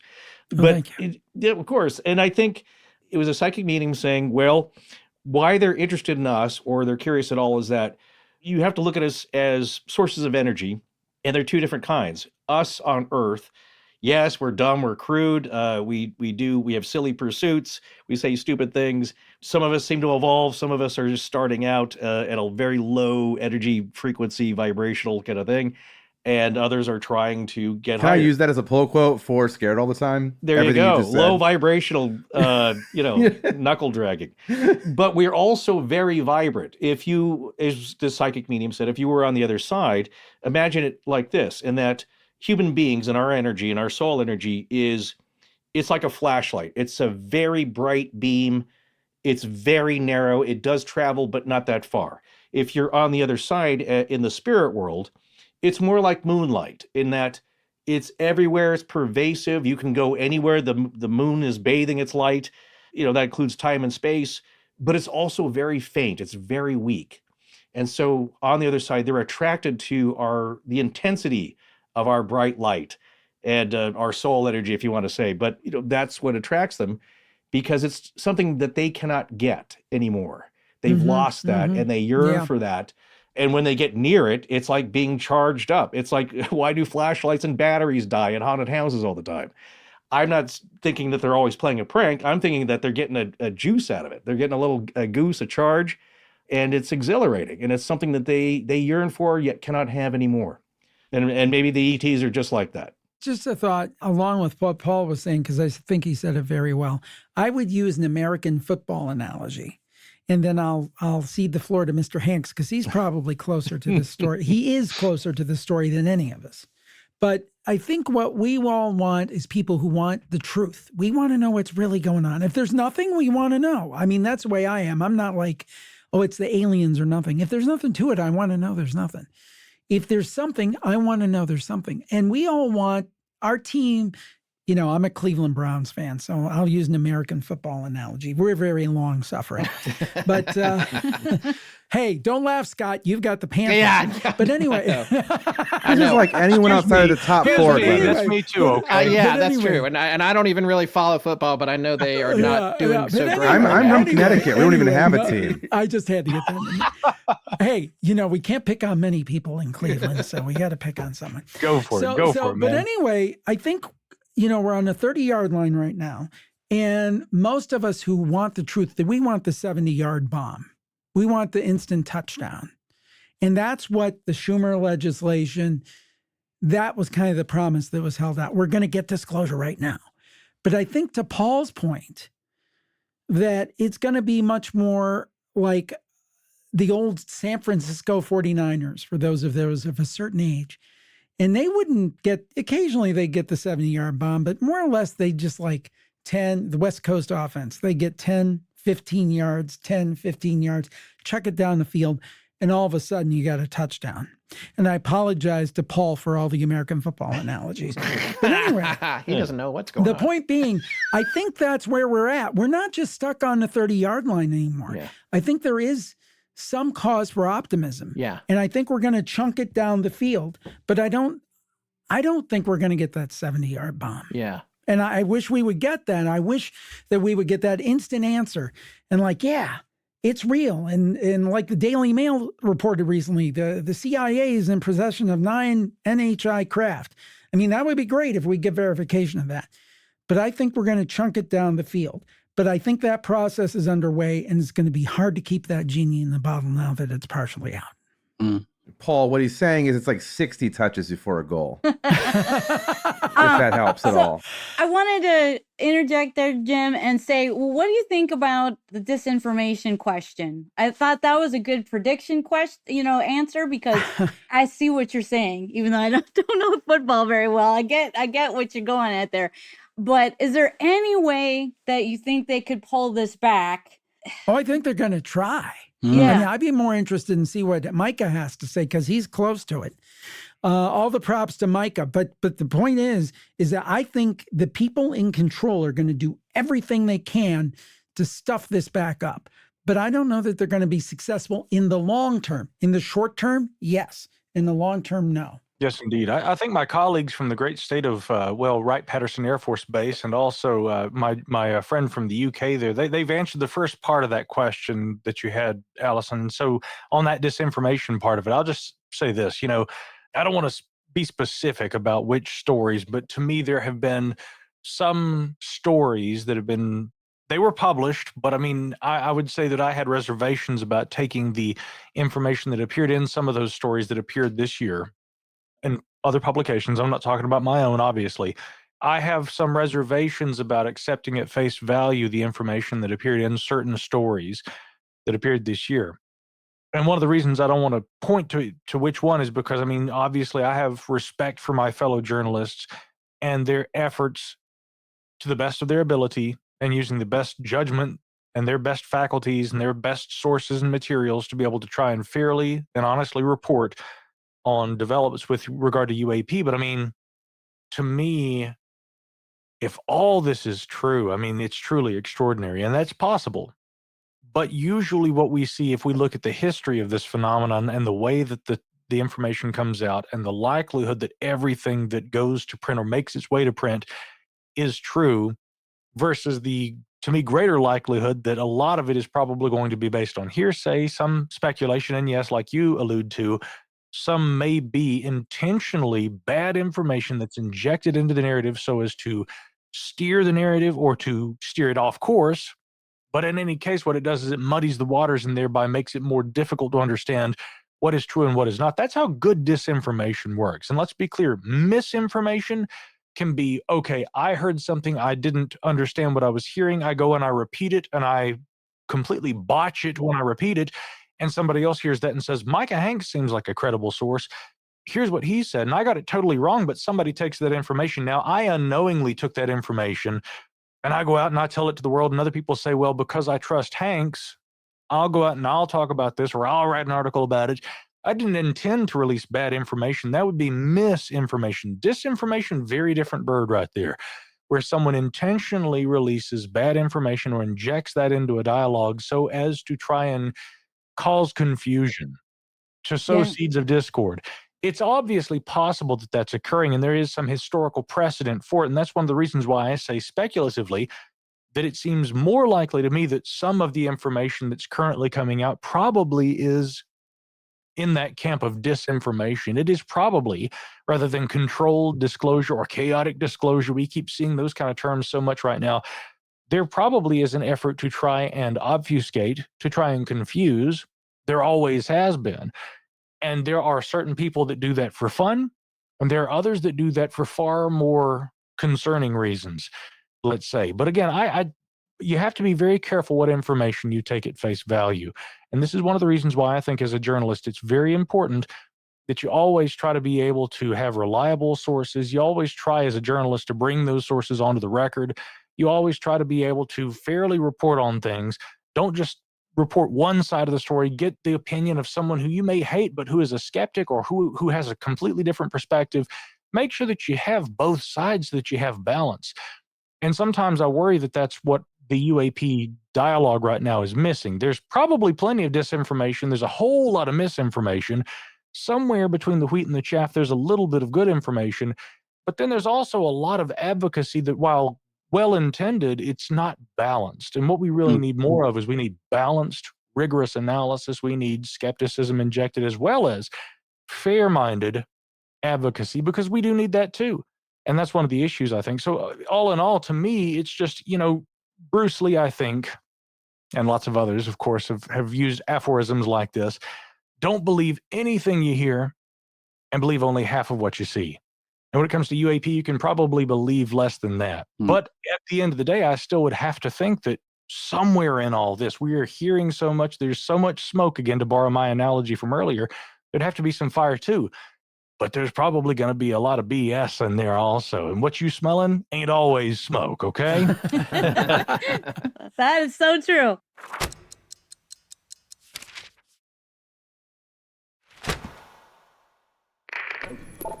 This is Sarah BC. Thank you for listening to Astonishing Legends. Let's get back to the show.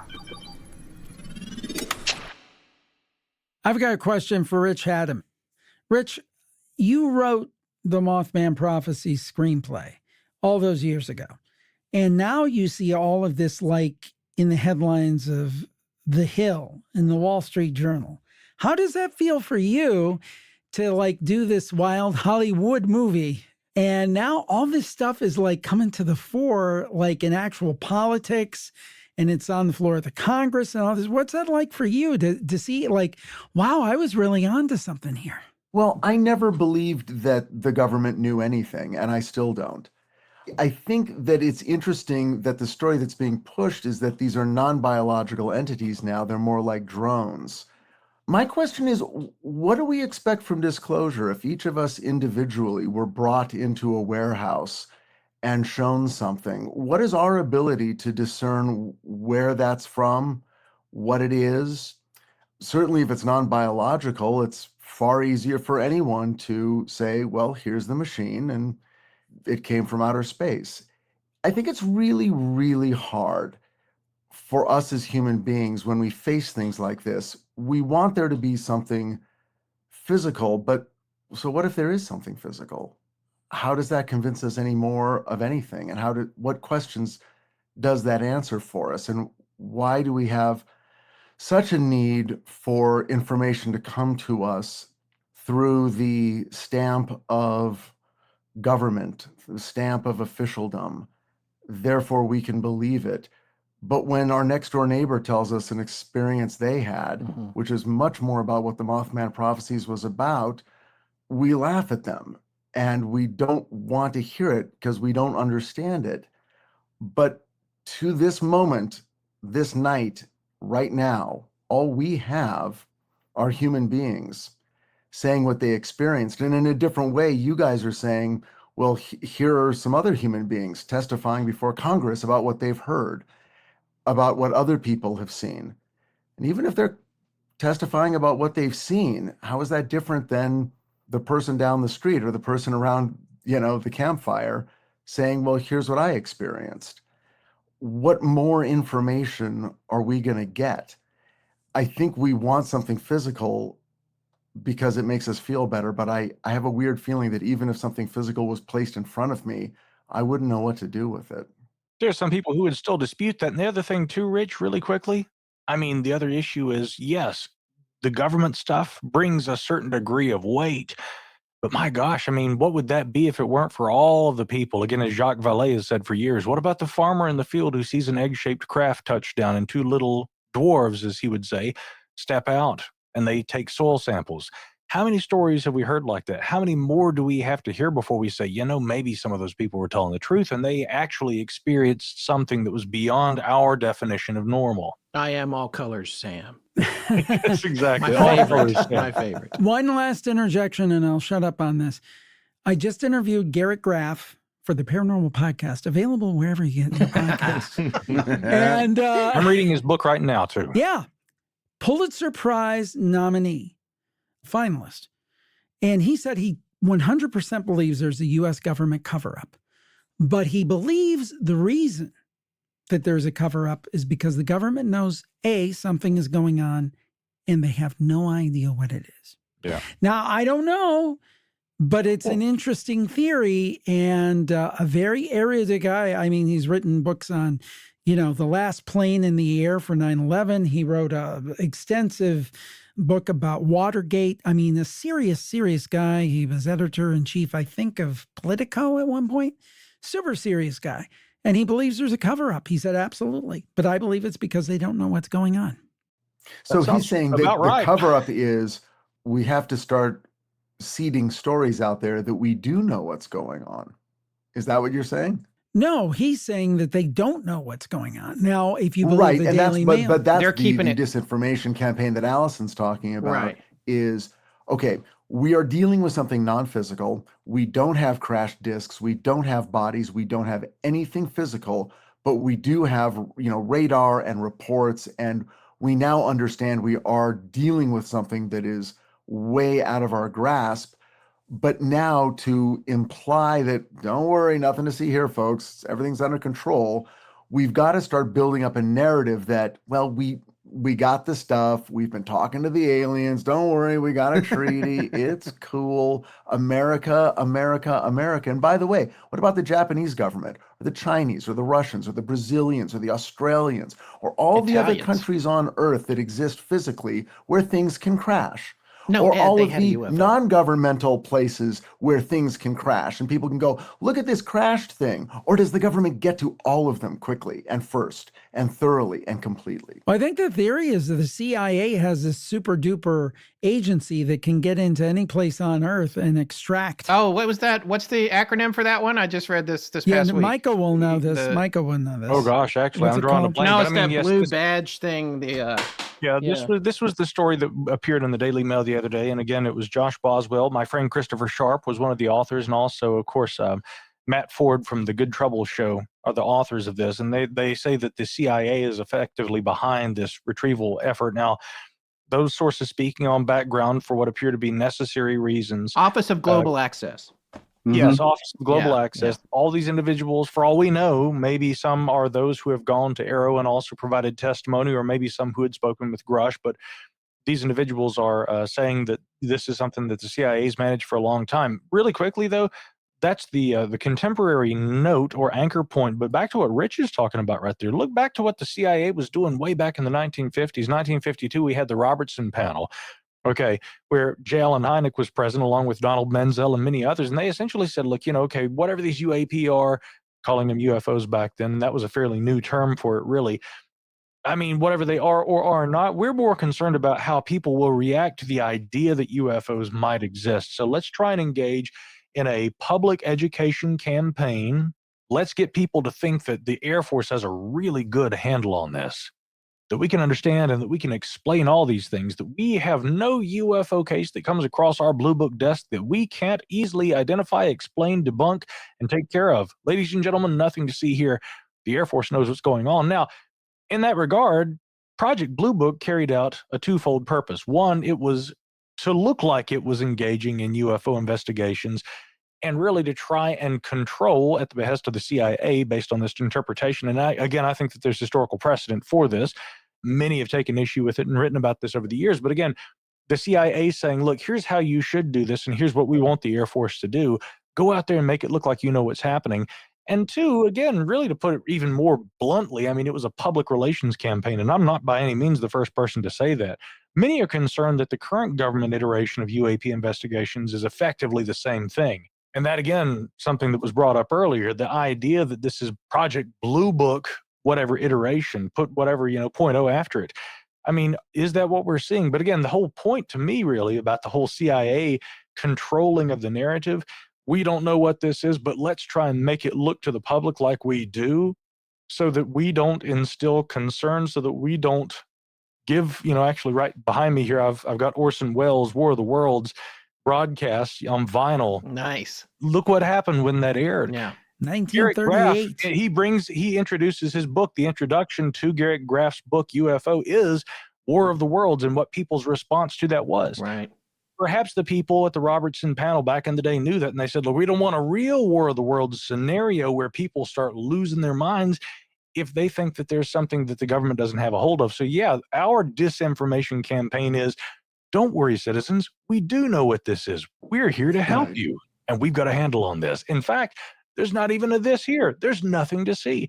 Whereas, in fact, all those people in Point Pleasant, Rich, all those farmers in the field that Valet and Amy Michelle and others have written about, all those people, in their bedrooms at night that John Mack, had spoken to and who had said we had these otherworldly encounters. All these people who for years and years say big black triangles flew over our house and we saw the damn thing. It made no noise. There were white lights at the three corners and a big red one in the middle. And these little orange things like drones that came out of the middle and flew independently. These stories persist. How many more damn stories do we have to hear before we realize and recognize that there is a UAP reality in whatever form that takes and whatever that means? There is a there. Yeah. I'm going to say, not that anybody asked me, but I have personally recently decided that this is not about interstellar travel. I think it's all local and Good night, existing everybody. at the same time in ways that we cannot perceive. I think we're just being visited by people that live on the same street we do, and if they don't want us to see them when they're mowing their yard, we don't get to see them. So it couldn't Oh, be it's both like ways. so you much. would see the grass get shorter. But seriously, it explains so much. I mean, it goes beyond just the UFO phenomena, Yeah. but it goes into a whole range of paranormal phenomena, which is a lot of what I've heard from people over the years saying, like people like the late, great Brad Steiger, who said, the more I look into this stuff, the more I think it's all connected. Whitley Strieber saying that when I interviewed his wife, saying alien visitation has something to do with death. Yeah. And it's uncomfortable for me because I still want to silo it. Yeah. I still want to silo it. I want to think about Right. like when I watched In Search of as an 8-year-old kid, and cryptids are over here and UFOs are over here and ghosts are over here. That's a lot more comfortable for me. But you are right, Scott. If you really think about it, is all of this stuff connected? I think there's a million Earths, and all these things are coming from Earth or something similar, close by neighborhood. I watched last week the Joseph McMoneagle talking about when he was tasked with Mars a million years before the current day. If anyone hasn't seen that, I'm talking to listeners too, find it on YouTube. It is fascinating. Forrest has talked about it before on our show. He was at a talk. I don't know. It's what year it was. It was 4x3, so it was before HD. It was like 2004. Yeah. So it was 2004. Yeah. Yeah, exactly. But it's pretty amazing. A little bit of a shakeup here for any of our esteemed guests. What do they think about Dr. Sean Kirkpatrick making an exit? Why is he leaving? Is that I did want to ask that. I mean, I could very briefly talk about that. I mean, he has said on the record that he expected to do a year. He's done 18 months. I also recognize that Dr. Kirkpatrick has both been the recipient of a whole lot of pushback from the public. They have not necessarily been kind to him. I've been the recipient of public pushback because I have at times defended Dr. Kirkpatrick. Now, I've also taken some issue with certain things that Dr. Kirkpatrick did. I don't think that anytime you are in a position where you are the head of an office within the DoD, that it's a good idea to disparage people who have come forward in good faith and given testimony under oath before Congress, i.e. whistleblowers, as Dr. Kirkpatrick did in a private message that he put up on his LinkedIn earlier this year. And yet, by the same token, I can also sympathize because he felt that the integrity of his office and what he's trying to do with Arrow was being undermined by the statements being given by the whistleblowers. So I try to be fair and see both sides. The bottom line is nobody, I mean, going back to Project Sign in the 1940s, and then Project Grudge, and then Project Blue Book, you look at the turnover rate of the people who are the heads of UFO investigative groups, it's not an easy task. Nobody really wants it. And that's really the reason fundamentally why the Air Force ended up handing it off to the University of Colorado to try and have Edward U. Condon and his cronies do a scientific analysis of UFOs that failed. It was utterly, miserably, erroneously unscientific, let's just be clear. But the whole point is nobody said that UFOs and the study of them, trying to apply scientific study toward this, nobody said that was easy. So again, I have certain sympathies for Dr. Kirkpatrick, and even though he has said, look, it was my goal all along to get in here, stand up this office, get some things done, and then get out the door and let the next guy take over, as has been the case with past UFO studies and the turnover rate, again, that I mentioned. I mean, that's what he says he intended to do, and that he's actually stayed longer than he intended to stay. But I can't blame him for wanting to get out. His tenure as leader of Arrow has been imperfect at best. But I don't know that there is a perfect in a sea of uncertainties, and that's exactly what the UFO enigma is, and trying to study it represents. So, Micah, when are you announcing that you're replacing him? I can neither confirm nor deny that, and you weren't supposed to even say anything. I'm sorry. I felt like it was. Come on, we needed a scoop here. Don't even bring it up outside the skiff. Okay. Man, okay. Well, I want to thank everybody for joining us tonight. Really appreciate you guys coming along. I just wanted to give a brief moment for people to say whatever their favorite story that they got from this past year was. In the case of people that collect stories, or if this is an either or, you don't have to do both. What your plans are for next year? What's something exciting you got planned for next year? Ed, I'm going to start with you since you've had the most wine. First off, apologies to our editor, Sarah at Astonishing Legends, for my mic is just going to be like bottles opening and and like weird heavy breaths. But no change there then. Yep, nope, that's going into 2024 as well. Yeah, I don't know. I don't have a lot of, because I'm kind of like a goofball, where Chris would have like tons of stories and stuff if you had asked him right now about throughout the year. But for next, leading into the next year, I'm excited for continuing to, make the show with you guys. And season 2 will start up, at the end of January, early February, and pretty cool. And, other than that, just excited to be part of this with you guys. And, I've always kind of been back here for at least the last year and a half doing these live shows, and it's exciting to be up front. So yeah, I'm glad you came to me first, as I have almost no new information or anything to reveal about myself other than potentially vices. Well, there you go. So thanks for having me. Well, thanks for joining us. Micah, how about you? What was for you the biggest story of the past year? I kind of know the answer to that one. Or what are your plans for next year for the debrief? Pick one or the other. You two. Well, I'll first just say, Ed, Scott, Forrest, Allison, Richard, Jim, and Paul, my good buddy over there across the pond, and brother in arms on the UAP investigative front. It's a special time when we get together this, around the holiday season and do this Astonishing Legends Christmas jam of sorts, Yes. to use some Appalachian folk nomenclature. But as far as what's coming up in 2024, I've got a few things. I am launching a UAP study. There will be a website that I hope to announce by the beginning of next year, along with some other exciting things. For the record, Micah, you told me this a long time ago, and I did not tell anybody.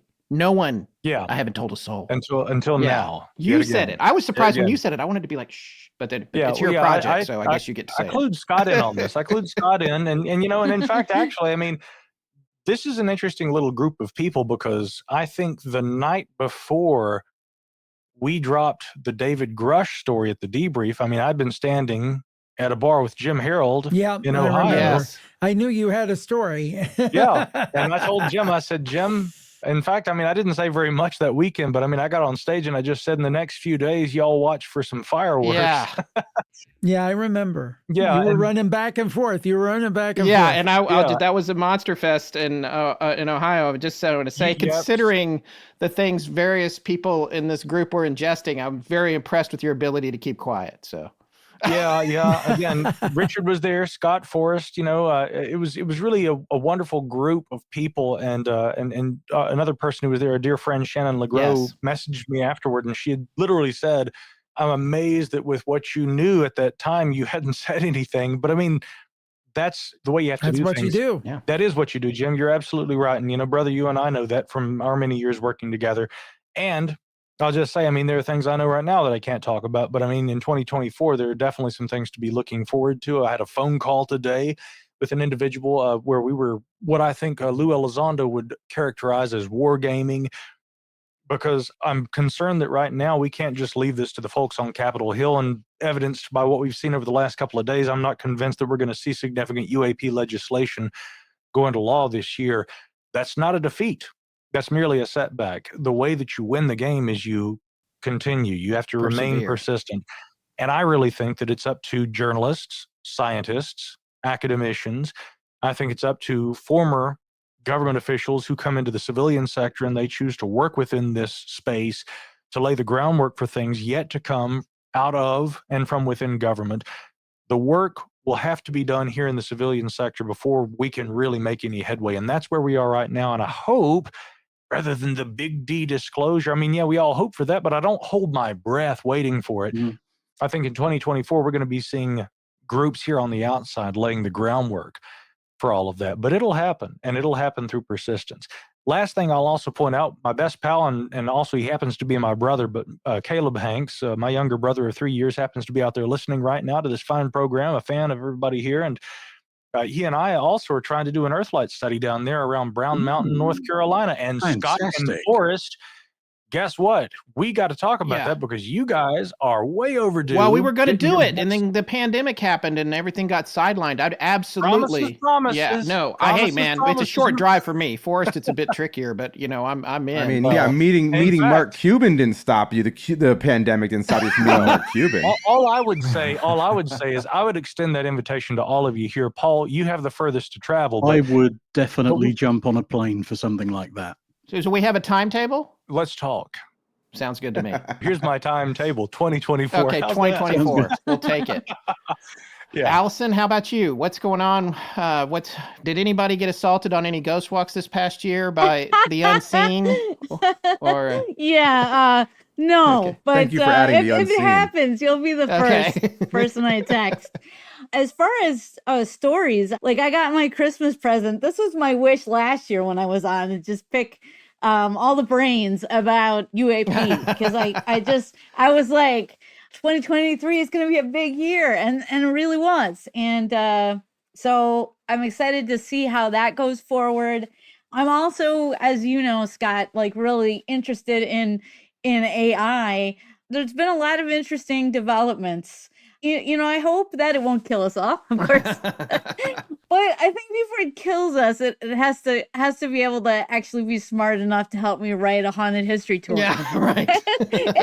Right, because so far that's not. Yeah, anything I've tried on the writing has been no bueno. Horrible. Yeah. Horrible. Yeah. It's like I can search Bing. I'm like, can you help me like search Reddit? And it's like, no, it's too complicated. I'm like, come on. How are you going to destroy the world if you can't even search all these Reddit threads? So I think we're safe for now, but I am excited to see where it goes. Are you guys going into any other states next year or any more expansion? Well, I think there's got to be some more expansion with some tropical destinations. So I'm excited about that because then I get to travel to those tropical destinations. Oh, yeah, that sounds fun. If you need any location scout help, let us know, I think I'm going to reserve that for myself. But yeah, I'll think fondly of you guys freezing wherever you are. Well, how about you, Glad? Aside from you're about to have more degrees than a thermometer. I doubt you have time for much else. What's going on? No, I've got plenty of time. Whoever said university was busy was lying. I just got 3 very quick things to finish up. Yeah. On the UAP front, so putting all of the main stuff to one side, yes, I thought the most fun story of the last year was the Las Vegas UFO oh, yeah. thing. With the cops and I have absolutely no idea what happened there, but it was like an episode of the X-Files. Picking up on a point that Micah made about relying on Capitol Hill for stuff. When did we start cheerleading politicians to get to the bottom of something? Yeah. I'm not going to have a downer on Burchett and co because I think their hearts are in the right place without a doubt. But it was an interesting change. And then the final thing is just a little project that I'm starting work on. I've already got the domain name, but I'm going to start running a database for recording precognition. Oh, so writing there stuff. used to be a bureau in London run by one of the papers Yeah. for recording such things. I'm going to put a website together to do the same thing, and hopefully, who knows, we might be able to identify some real precogs. That's awesome. Wow, I'm excited about that. That's really interesting. Yeah. Yeah, absolutely. The book is amazing, by the way. So how about you, Rich? What was your year like this past year? We know you were on strike for most of it. What's your plans for next year? It's weird. This has been like a hibernation year in a way. You never plan a hibernation, unfortunately, or I don't. They just happen. Then you look back and go, wow, I was in a trough. Yeah. It's the coming out of the trough that's always exciting, And I've just got a ton of optimism for 2024 in terms of all kinds of things. Who knows what they are, but they will present themselves. And then I will go, that's the thing. So I am weirdly optimistic, but at this time of year, I usually am.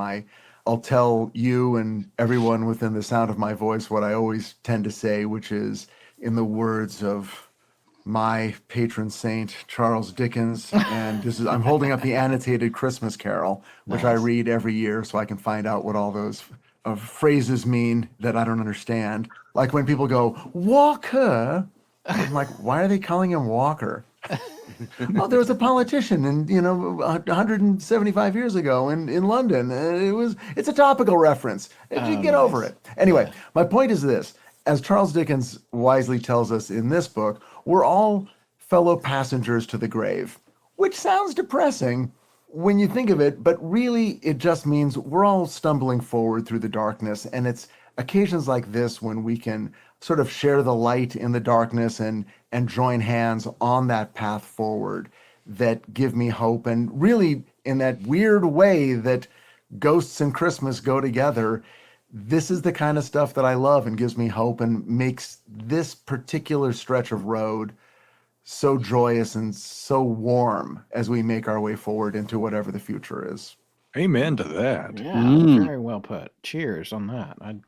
And so, Mr. Harold, how about you? Yes. What's any favorite stories from this past year? Well, I have a good story, but a little bit of an announcement, and it's something I've been mulling over for several months, and I actually had bought the domain name and registered the podcast. I'm going to start an AI podcast in first quarter. All right. Wow. Because I think it's such an important thing for humanity and how we're going to live. You're just trying to get on its good side, so when it starts listening, I always say thanks and please to ChatGPT with every prompt. That's not true, and I like it here. Absolutely. You want to get, thank you. Yeah, that's awesome. So that's but in terms of stories, I think it's important, at this holiday season to remember that there's room for miracles. And we had a story that we kind of replayed. It was from a couple of years ago, but we just replayed it on our Christmas special for the campfire about a woman named Jerry in Chicago.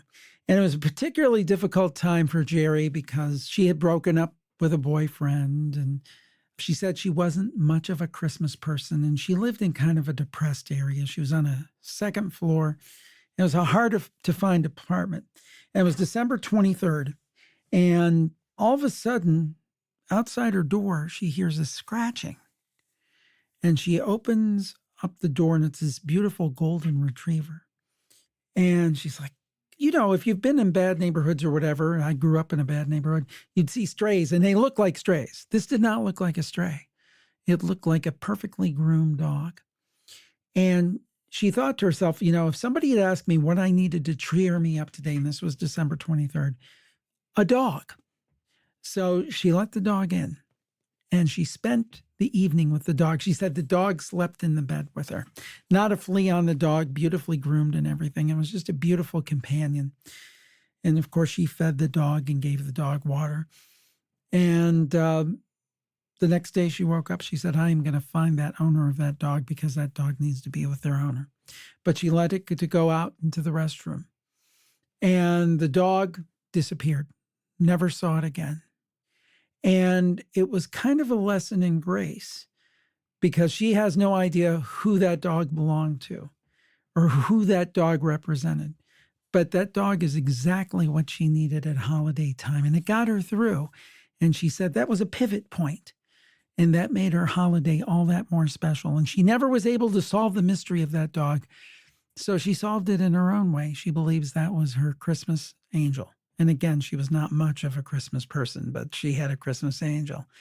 And I guess what I would say is that even though we're all jaded and, you know, upset by politics and everything, this is a holiday time. It's a special time. And there's still room for miracle. And thank you for allowing me to be a part of the program tonight. All right. Amen, Jim. Thank you for sharing that. Thanks to everybody here for joining us again this year. We hope we'll see you all next year, if you can make it. I think we'll have a lot to talk about. And we'd just really like to thank you for taking the time to be here, all of our guests. And we would also like to thank all the listeners who joined us live on this, who are getting the sneak preview of our last show of the year, because that's what this will be. And we will see you in January. And folks that are here in the panel, if you have a few minutes to hang out after we end the stream. But I know, Rich, you have to feed the dogs. Thanks, everybody, for joining us. And Ed, you can take us out.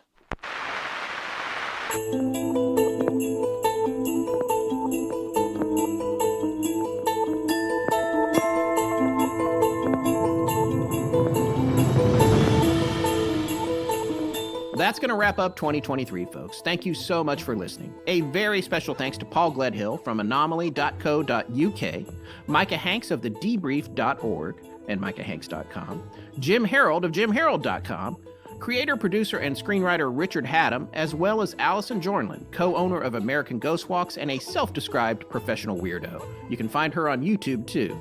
Also, a big thank you to Ed Vicola and Chris Kulari from Scared All the Time and the lovely Miss Miranda Merrick from the Midnight Library. And of course, the boss, Tess Feifel. From our entire organization and all of our guests to you, a very Merry Christmas and Happy Holidays to everyone. Thank you so much for listening. Without you, no us. So thank you. Find and subscribe to Scared All the Time and the Midnight Library and Jim Harold's Campfire and the Micah Hanks program and everything else that might have been mentioned tonight wherever you get your podcasts. And make the debrief.org your homepage for science, tech, space, defense, aerospace, and UAP news. There's no better place to get it. We'll see you in 2024. Astonishing Legends is edited by Sarah Voorhees-Wendell at VW Sound and co-produced by Tess Feifel, who is also head of research and the social media manager. Our technical producer is Ed Vicola, or as we call him, the Mechanic. Special thanks to our announcer, John Boland. Hello, everyone. Hi, I'm Isaiah. Galaxy-wide in perpetuity. Hi, I'm Sarah BC. I understand this is with no implied promise. And I give permission to Astonishing Legends to use my voice however they see fit. Our theme, which is available as a ringtone, was composed by Judson Crane at foundermusic.com. All other music and sound design for the show is composed and created by Alan Carestia. Our logo was created by Tommy Beaver Design, and our animated graphics for social media and YouTube are done by Joshua Sloan at deadstreetproductions.com. Every episode going back to September of 2020 has a transcription available on its corresponding webpage at our website. Earlier transcriptions can be made available upon request to astonishingcontact@gmail.com. Astonishing Legends would not be possible without you, our listeners. Visit our store at astonishinglegends.com or interact with us and other listeners on Instagram, Twitter, Discord, Facebook, and YouTube. You can also visit us at patreon.com/astonishinglegends, where patrons have access to additional bonus content, including the Patreon exclusive show, Astonishing Junk Drawer, which is available every week. The main show is not. No part of this show may be reproduced anywhere without permission. Copyright Astonishing Legends Productions. Good night.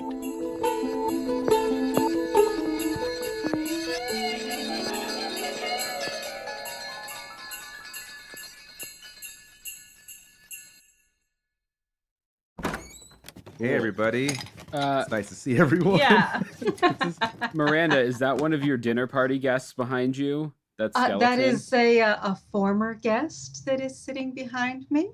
That's actually Mr. Darling's grandfather. Very feline type grandfather. Very well. Let me see if I can move so you can see better the full figure there. Yes, so that's Mr. Darling's grandfather. I've been coming to this party for 4 years and I've never gotten a +1. Cheers to that. Tess, how's your holiday going? I'm glad all of you have made it through the year and are here and still producing episodes. Yeah, we are all shackled to our editing software, and I have anxiety about the social media of it all, but I try and get on there. Ed does most of the Instagram stories, which I rarely do. I'm not a big Instagram person, but I'm much more comfortable interacting on Facebook. It's mystique, baby. It's mystique. You don't show up a lot. Yeah, you're like an absentee father to our Facebook page.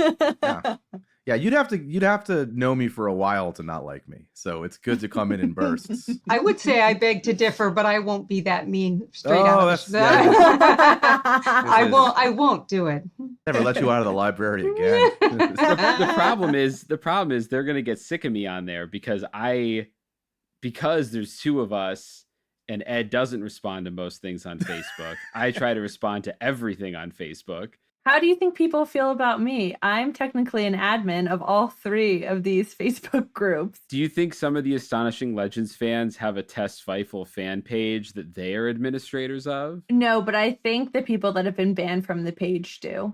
Oh my. Or are they writing fan Uh-oh. fiction about you? Well, none of them will be able to spell my last name, so that alone will be worth it. Hey, everybody. How's it going? Oh. Thanks for good. staying after. I don't know what I walked in on. I feel like I'm the butt of the joke here. But Forrest and I wanted to come in and just have a little toast to the Astonishing Legends Network before we wrapped up the holiday party. Oh, yeah, thanks for inviting us. Cheers. Cheers. How lovely. Cheers, everyone. Insert glasses clinking sound. Sarah, clinking sounds. Yes, clink, clink, Clinking. Well, we just wanted to say that we're just so happy to have you guys shows on the Astonishing Legends Network. We're really excited about 2024. We want to thank you for everything you've been doing. And we're waiting for either one of you to quit from frustration. Although, Miranda, you've been at it a while now. I'm completely addicted and enslaved, and I'm twisted and happy to be so. So thank you very much. I am honored to be a part of all of this. We are in our 9th season, and we've had our doors open. And once the guests get inside, then we lock it behind them. That's generally our modus operandi there, and we keep a happy crew. We're very, very, very content. Any highlights from this past year or things you're looking forward to about next year? Generally, at the start of every season, we do a kind of a story that's behind the scenes at the Midnight Library. We've talked about some of our strange beings like Natasha Boomslang, and we had the Midnight Market recently. And so coming up, just as a kind of a secret spoiler, I think we're going to have for the opener of season 10, the birth of Irma, which is my little demon child that is with me, and she has very mysterious origin. Ed, I was going to ask you, even though your show is inspired because you were essentially scared of everything, and I don't know how you're not agoraphobic, just because leaving the house would frighten you, but how do you guys come up with the ideas for your episodes? What inspires you about those? You know, mainly I just turn to Chris and I say, what's our episode this week? And Scott and I do that to each other, so we know And he- that. Yeah. Is there anything that mutually scares you equally, would you say, other than maybe the obvious? Don't say me. Oh, no, we We were gonna say Tess, but that's more managerial, though. Yeah. I think we both share a fear. It's a big fear of mine. One of my favorite subgenres of horror movies, and I'm not a huge horror guy, but like for obvious reasons. But one of my favorite subgenres is like they're all in on it. You know, like a Rosemary's Baby or Wicker Man, where it's like, oh, just everyone's in on it. And I think we probably share that fear of a not great version of Truman Show, where like you know what I mean? Where we're the only one, everything, a spotlight's on us. If we think that we're going through our life a certain way, but everyone around us is playing a role that doesn't have our doesn't have us as their best interest or whatever. But oh, you just gave me a great movie idea. well, take it. I shouldn't say it. Don't say it until invite everyone to the premiere. We'll invite everyone to the premiere. Do you mean like if your show really isn't going out on the airwaves and everybody's a prop that's writing to you and none of this is really happening and these two guys are just filling your head full of BS like that? I mean, that's a new fear. So I mean, I just meant like at a party, but yeah. So okay. now, sure. Now this is worse. This is somehow worse because You're now welcome. I have to like work myself to death just to find out it was for naught. So that's great. I am afraid of being a podcast host, which is why I'm the only person in this room who is not a host. People should check out the blog section on our website because they're delicious little bites. You can, you know, if you don't want 4 hours of us bloviating, you can just read, like, we get this in emails a lot. Just tell us what the subject's about, okay? Just cut out with the other 2.5 hours. Just tell us what I'm looking at here. And that's exactly what Tess does in a very entertaining way. So kudos to you. Well, Tess, before we go, do you have any final announcements that you want to make before we wrap up the toast here? Yes, every year, even though I don't have a show, I always talk about the end of the year, do some shout outs for the community. And this community now includes not just the Astonishing Legends podcast, but the Midnight Library and Scared All the Time. So this year saw, like every year, so much community and celebration and love from the meetups in real life at Monster Fest 2023 to Astonishing Madness and our continual winner who will be banned next year. We had dozens of listener stories come in for a Halloween series, tons of kind emails, hundreds of new faces across all of our social media accounts, and we even hit 15,000 on the Facebook group. So shout out to the mod team for that. Cool. Personally, some pretty exciting things happened to me in the AL universe. We were able to introduce the first new merch in years. So thank you to people who supported and got sweatpants and water bottles. Scott and Forrest are allowing me to continue with merch. I was a little worried for myself there. And I'm still working on getting robes for those who asked. We'll see. We also switched up where the Ark lives. So for 7 years, it lived in River, and now it lives in Discord. I'm still getting used to it, so don't feel bad if you feel behind. And not to mention, we got to cover one of my favorite topics, Conjuring Philip, which I don't think got near enough love. So if you're listening now and are sad that Astonishing Legends will not be in your ears for a couple weeks, please go listen to that and tell me it's worth the hype. Second, most importantly, I got to continue my wonderful partnership supporting Miranda and the rest of the wacky crew from the Midnight Library universe. And I've been able to help support my new friends. Hopefully they think I'm their friend, Chris and Ed, with Scared All the Time. Woo! Yeah, you're a welcome addition. Thank you for being there. Absolutely. And now for the most important thing I got to do all year, talk to you. As the front lines of our social media, email, and carrier pigeon coops, I got to hear your thoughts, streams, complaints, episode requests, kind words, helpful criticisms, funny jokes, and genuine support. Every day I get to use y'all as an excuse as to why social media isn't a pit of vipers and negativity, and each day on every channel, you give me a reason to keep growing, keep learning, and to stay curious. And yes, that includes every channel, even Reddit. Well, Tess, thank you for all these years of staying with us. And I'll just tell everyone here, we may have another member here for this after party next year. Richard Haddam might be waiting in the wings with something of his own for the Astonishing Legends Network. But for tonight, we're going to say goodbye. Cheers, everyone. Thanks so much for joining us. Cheers. Cheers, everyone. Thank you so much. Cheers. Happy New Year. All right. Cheers, everyone.